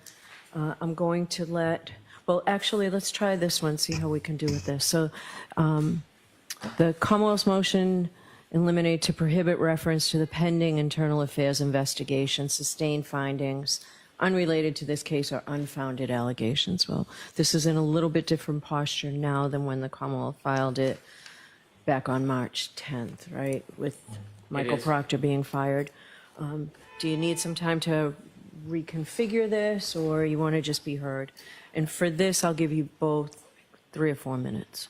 I think it would be helpful to have more time. I can report that when we learned that Mr. Proctor was fired, we filed a request for all the IA files. We included the defense, and I understand there was a production produced to us, Oh, to okay. both of us. Now, I have not seen it. Okay. It may be voluminous. It's something I'd like to review. I'm expecting that there may be many pieces of material in that production that is going to be relevant for the defense in this case. And if I have a chance to review it, much of it I may not object to, but there are some fundamental things I'd object to. Traditionally, ultimate findings or opinions of an advisory board or a body aren't admissible. So there will be some constant argument about what is objectionable, but I think a review of the material is helpful so we can better define what is in there and what should be admissible and what shouldn't. All right, so you just received it. When do you anticipate being able to review it and forward at least what you feel the rules require you to forward? And then if there's anything else that I have to decide, how long will it take you to review it and provide defense counsel with everything that you believe you're required to provide them? They have a copy of everything that we got. Oh, okay. So we had them on the email so they could get everything that we received. We don't have anything they don't have. Oh, okay. So it's really just an evidentiary argument. Can, for example, a firing, can that come in that he was fired? Can the conclusions of the board come in, whatever their positions? Maybe they found him acting unbecoming of an officer. I don't know. But those type of conclusions are what I'll probably object to. The raw material, I haven't read it. I hear it's voluminous. I need some time to read it. Okay. How much time? Well, I think, till the end of next week. Is that a same timetable you would have whoever's arguing it for the defense? That's fine, Your Honor. I would just ask for notice about what specifically the Commonwealth is seeking to exclude.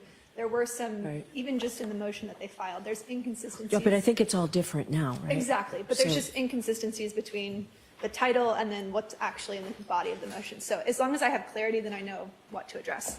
Okay. All right, is this something we should come in the day before impanelment and deal with? I'm happy to come in if the court's available. Want to do that? That's fine, Your Honor. I'd rather not have rather not have anything, but I think it makes sense that we at least give you that time and then the weekend. And if you go through it, I'd like something by next Friday too, if there are materials that the two of you are disagreeing about, so that I can view it next weekend and then we can have a hearing the following Monday. Yes, Your Honor. Okay? Does the court intend to have a hearing on the Monday after that? I just would like some time to be able to review their position so I can have time to respond. So you need until next Friday? I'd like to do it before we start the trial, but I suppose we could start the trial and then hear it. That's fine, Your Honor. Can you I'll move have, as quickly as I can. I have a lot of Okay. obligations over the next week. I'll try to facilitate it. I just don't know.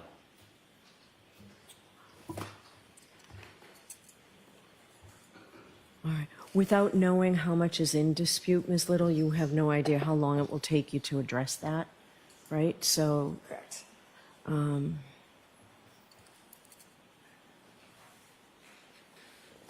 all right, so, Mr. Brennan, by the 28th, you're to provide the defendant with anything that is disputed, and when you, or that you feel should be excluded. And when you provide that to the Commonwealth, I'd like you to let me know as well. I will. All right, and then Ms. Little, why don't you tell me on April 1st how much time you need to finish up? It may be nothing, you may have it, and we can do it. So I guess we won't meet on the 31st on this? Thank you, Your Honor. I appreciate that. All right. So on the 1st, you'll tell me how much time you need.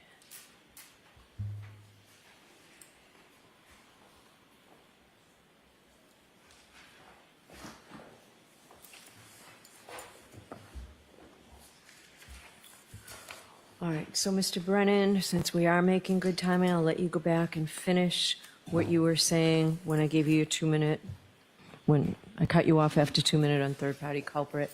And then, Ms. Giannetti, I'll give you both up to 5 minutes on this. 5 minutes is a long time, Ms. Giannetti. Let's see how you do. If the court's inclined to admit the evidence, then I don't need to speak at all. But if Well, you're... last time I said I wasn't excluding it, you just couldn't open on it. Right? So that's where I'm at this point, and I'll hear the different sides. So, If that's the ruling, Judge, I don't need to be heard. and I know, Mr. Brennan, you wanted it in advance, but, you know, I guess I'll hear you on your motion on that then.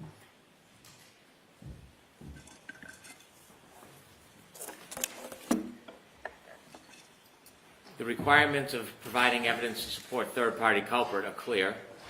The evidence has to be relevant, it can't be speculative, and it can't tend to prejudice or confuse the jury. If it involves hearsay or inadmissible evidence, there has to be a substantial connection between the crime charged. And so what we would want to avoid is what appeared happened in the last case when it was just a broad-based attack on anybody. There has to be relevance between who they choose as a target and the crime itself. Looking at the transcripts, I do not see that they've met a substantial basis between any particular individual and John O'Keefe. If we start from the premise that every single witness who testified that John O'Keefe never entered the home at 34 Fairview. Every witness. There is no substantive evidence that John O'Keefe ever entered that home. So to open up an invitation for the defense to start to present evidence, sometimes alleged prior bad act evidence or character evidence, is unfair because then it becomes a mini trial for each witness. And so I haven't heard any basis or any proffer by the defense that would substantiate any particular witness is a third-party culprit.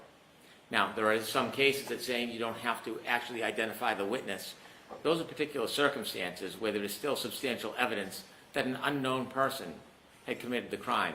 That is not the case here.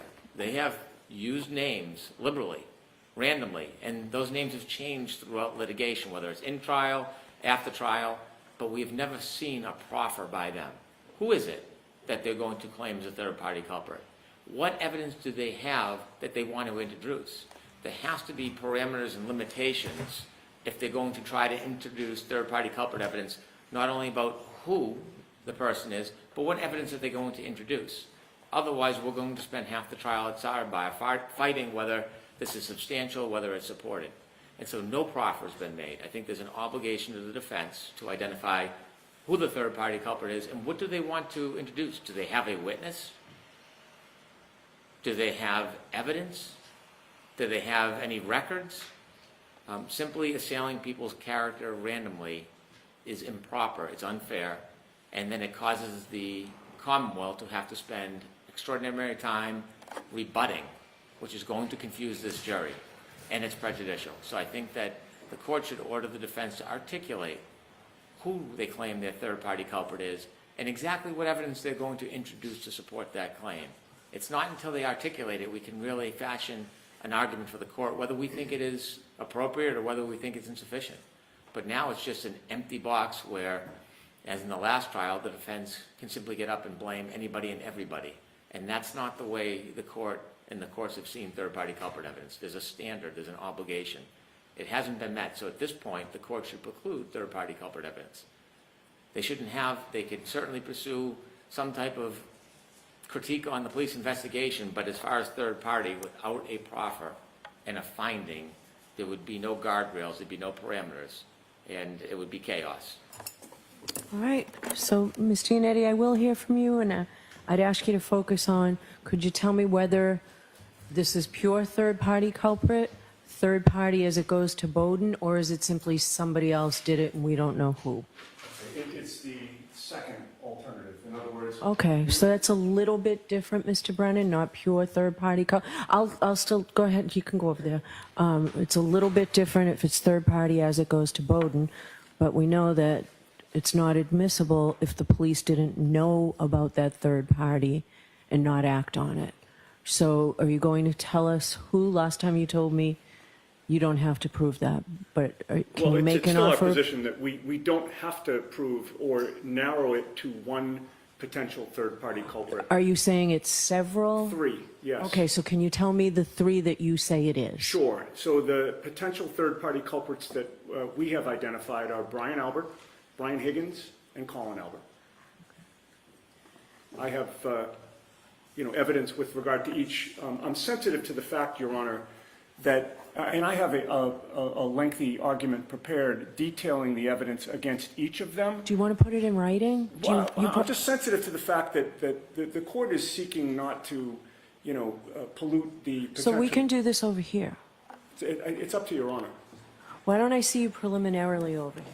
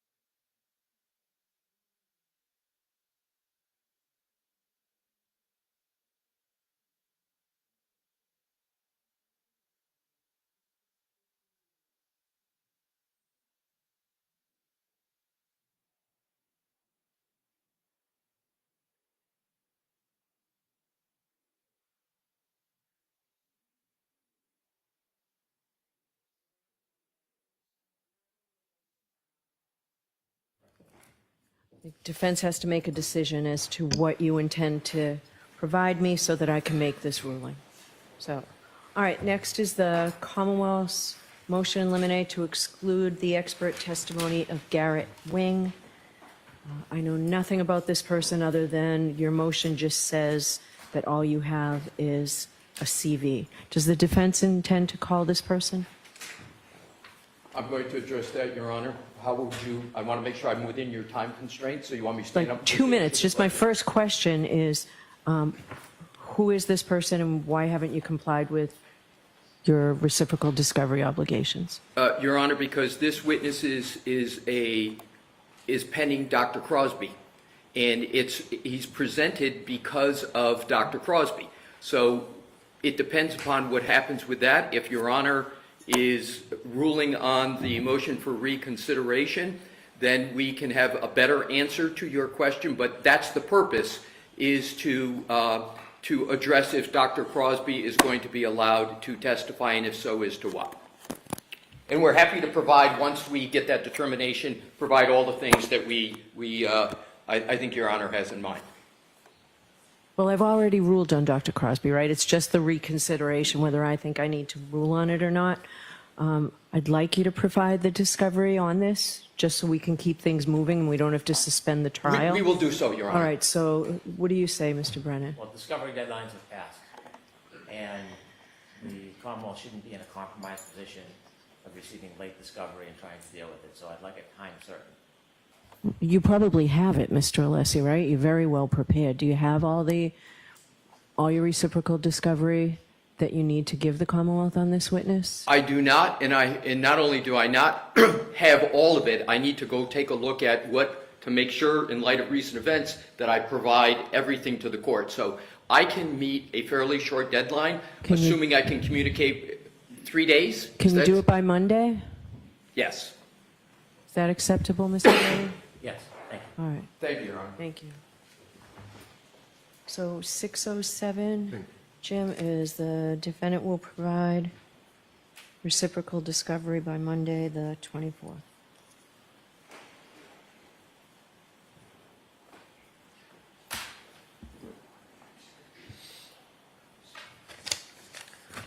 All right, the motion, Commonwealth's motion eliminate to exclude defense expert Michael Easter's opinion of the investigation. So I'll hear you on that, Mr. Brennan. I figure this is probably lengthier than the others.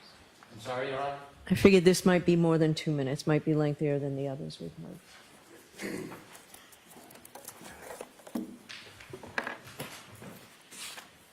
The defense would like to call Mr. Easter to essentially testify about his personal opinions of the investigation, and then to purportedly give opinions about the police investigation, their failure, in his opinion, to pursue certain leads, and to give opinions about their efforts regarding writing reports. This is, from my perspective, tantamount to having a witness come in and vouch for the credibility of defense arguments and essentially summarize arguments. This really, from my perspective, is the role of the defense attorney, to cross-examine the witnesses, to point out the inadequacies, to introduce any documents they have if they want to try to impeach the witnesses, and then the witness would have the opportunity to respond or explain or admit any type failures. This is an attempt to bolster a potential Bowden defense and a third-party culprit defense. It would involve having Mr. Easter come into court and give his own personal opinions about who a target was or who a third-party culprit may be. That would be totally improper opinion and inadmissible. They would want Mr. Easter to come in and to go through protocol of the state and local police and point out what he thinks is failures. So essentially, he's a witness that would come in, promote the defense theories, tout reasonable doubt, and suggest why somebody else committed the crime. I've done quite a bit of research. This is not a summary witness. This is not a witness that has any relevance other than his own personal opinion. This former FBI agent was a full-time member of the CAS department since 2013. He is not in a position to determine the best practices of local or state. If there are different rules and regulations that the defense will attempt to introduce, that will be a separate grounds of whether they're admissible and whether they can confront the witness. And a witness always has a right to explain or challenge accusations against them. And so I see that this witness is really simply a summary witness for the defense, but not summarizing information that the jury can then digest like information in data records or phone records. Rather, a summary witness of a witness who wants to come in and give their personal opinions about this case.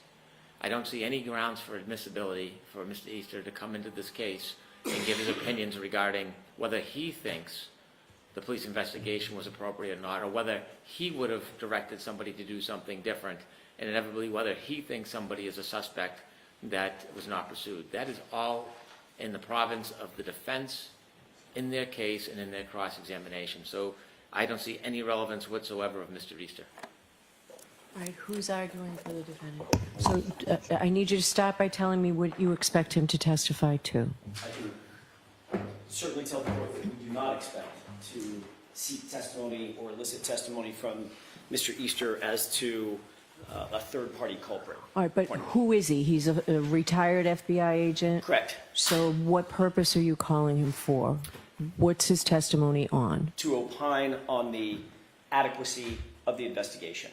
He is an expert as it pertains to investigations, investigative protocols, the adequacy of a proper investigation, what investigations should look like, what a proper investigation should look like. How is he an expert on that? How is that a field, and how is he an expert on it? I'll go Is through it that. something he's done? Has he testified on that in other courts? He's testified in dozens and dozens, if not hundreds of courts on issues related to investigations. He was a lead case agent for the FBI for many, many years. He taught issues concerning, or taught issues specific to proper investigations and investigative techniques.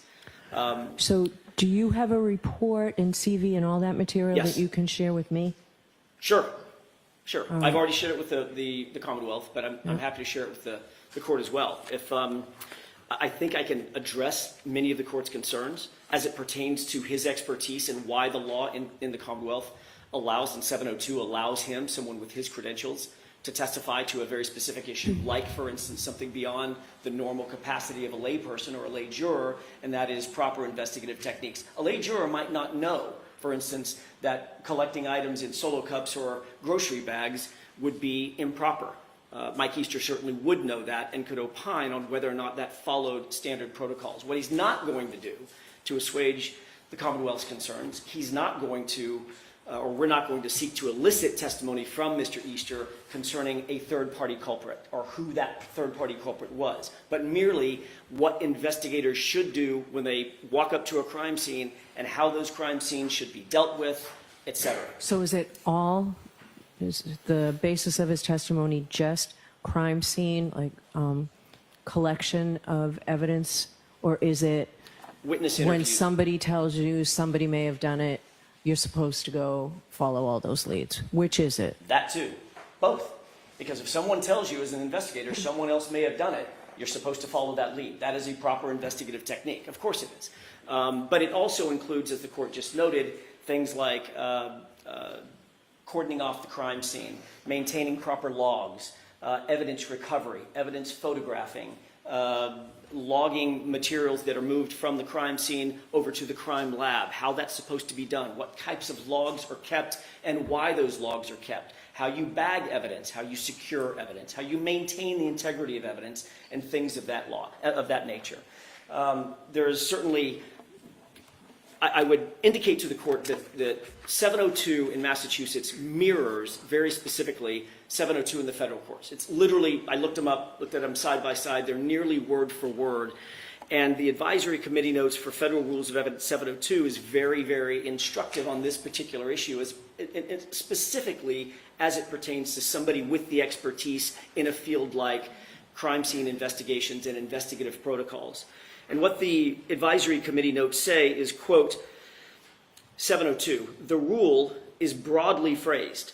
The fields of knowledge which may be drawn upon are not merely limited to, quote, scientific and, quote, technical the scientific and the technical, but extend to all specialized knowledge.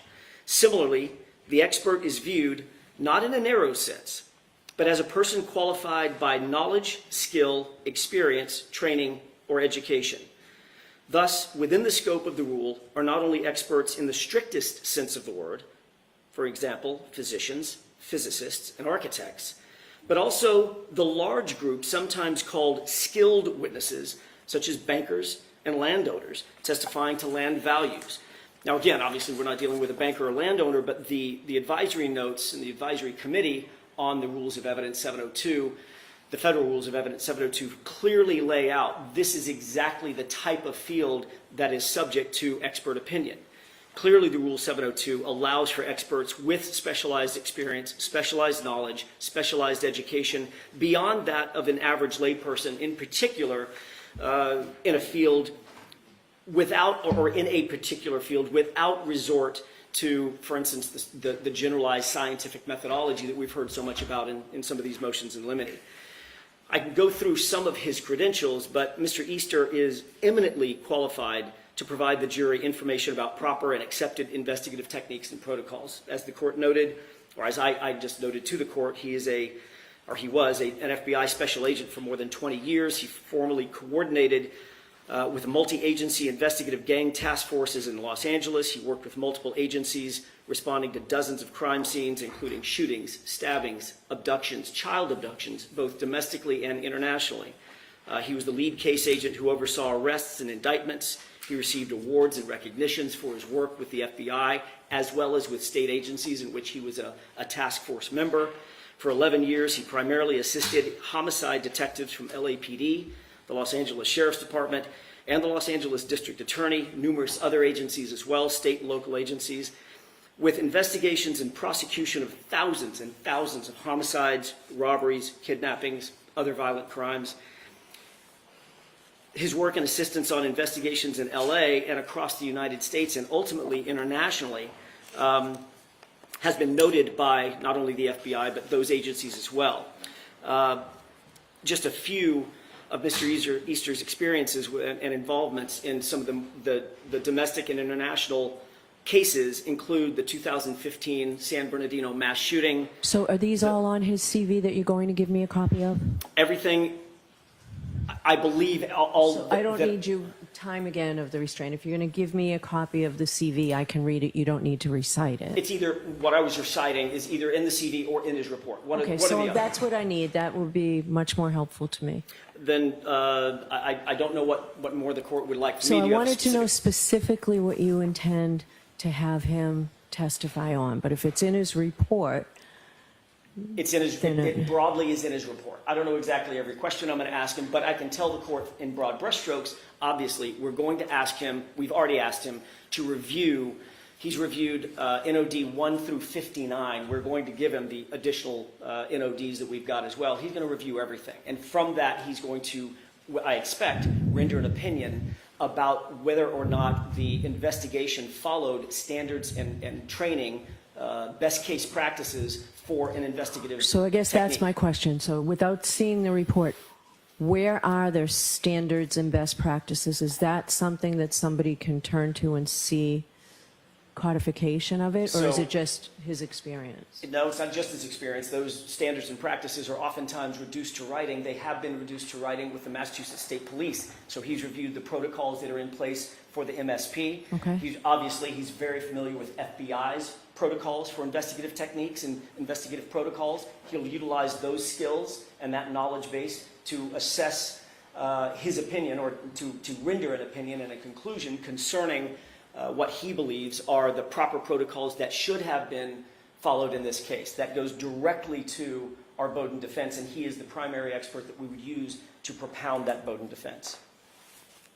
All right, can you get me that report before you leave? Do you have it extra? I think, All right. I think we probably have an extra copy of it, yes. Mr. Brennan, did you want to respond?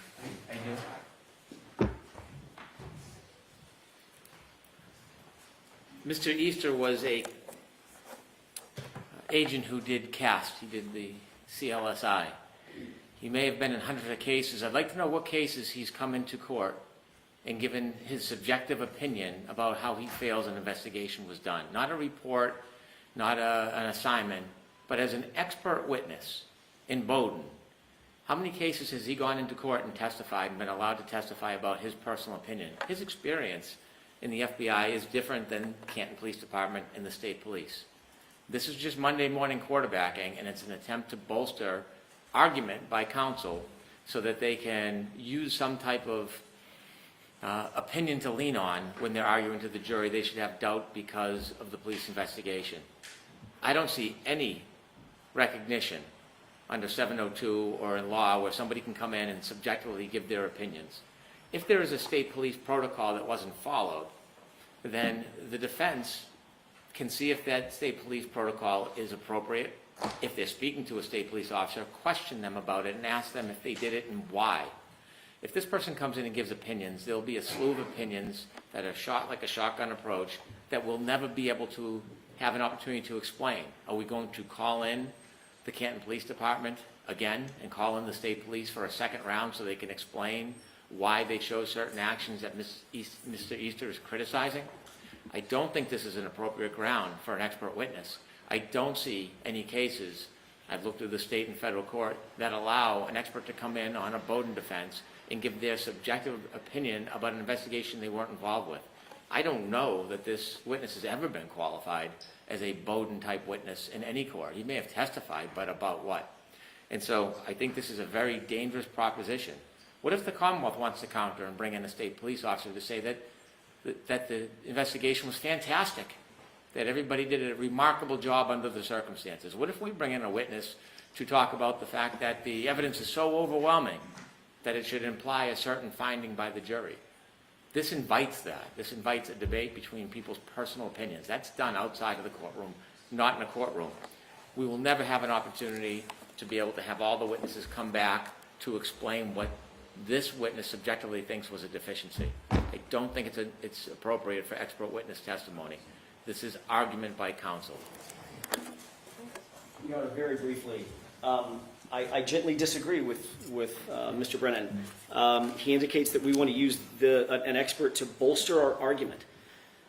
There's another word for that, or another phrase for that. It's called presenting a defense for someone charged with murder. He indicates, well, what are we going to do? This guy's going to get up there and testify. What am I supposed to do? Call a bunch of other Canton PD officers to talk about how great their investigative techniques were? Yeah, there's another word for that. It's called rebuttal. That's what you're supposed to do. And then he says, well, You wouldn't hang on. be objecting if they called somebody in rebuttal to reinforce a great investigation? Oh, no. Oh, no. Mr. Brennan said, what if I called in a Massachusetts state police officer to say that this was the best investigation ever? I have 2 words. Do it. Do it. I'd love that. I'd love a shot at that. Okay, so I said let's take personal. That's not an invective. That's not a personal shot at Mr. Brennan. I'm just saying, do it. You want to call in another expert? That's a classic battle of the experts. That's fine. I'll put Mike Easter up against any expert they want to call. But the reality is, Your Honor, we're entitled to present a defense. And part of that defense, the Bowdoin defense, is the adequacy of the investigation. And there's no question that a proper homicide investigation is not something within... I don't know. So if you can give me a case site for that, all right, that expert testimony regarding a Bowdoin defense, I've never seen it. I've never seen it in research or anything. So I'd like a case site. There are certainly cases outside the jurisdiction. Yep, Massachusetts case. If not, you can give me the outside cases, but I don't believe there's a Massachusetts case where this has been done. We have searched and searched for a specific case in Massachusetts. To my finding, to our finding, there isn't one directly on point, but there are plenty, there's a myriad cases outside the jurisdiction where investigators are called consistently, especially on behalf of the defense, to talk about adequacy of an investigation. Right. That is an expert field, one that's utilized throughout the country all the I time. need some authority, and the more persuasive the authority, the better chance you have at this. Okay? Sure. All right. So I think that's it for the motions in limine. Did I miss anything?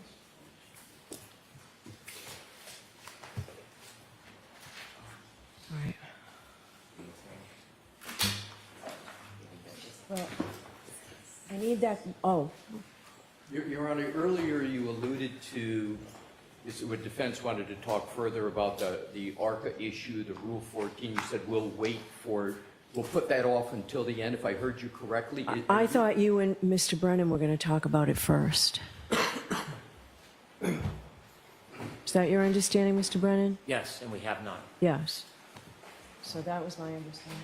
So impanelment, you don't have anything for me for impanelment? I regret we don't. We have not spoken. Your Honor, if I may, on one point on the impanelment. Sure. I just know it's the court's preference to have a one-page front and back questionnaire. Yes. I was wondering if, in light of the unprecedented pretrial publicity in this case, if Your Honor would consider an additional one-page juror questionnaire that deals with just pretrial publicity. Last month in the Chisholm case, the SJC outlined kind of appropriate questions. Right.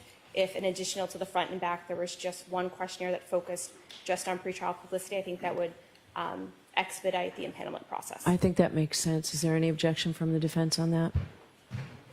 There's been an extraordinary amount of publicity, even far more than the last trial, and so close to jury impanelment, it makes sense to me.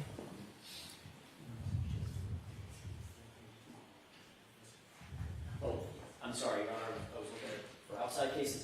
No, there's no objection. All right. So I need the joint questionnaire, and it can be that third page, Ms. McLaughlin. I think that's a great idea. And I was thinking about Chisholm earlier when I was expecting something from the parties. All right.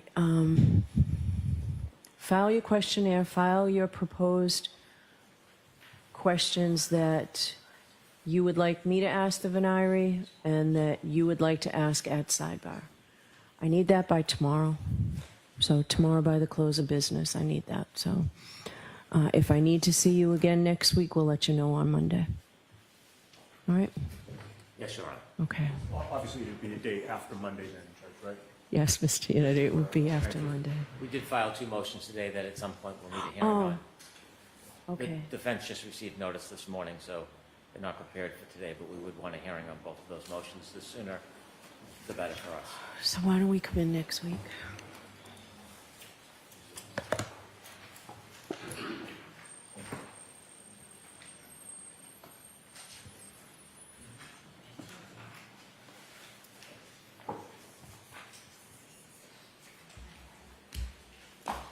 Can I see this?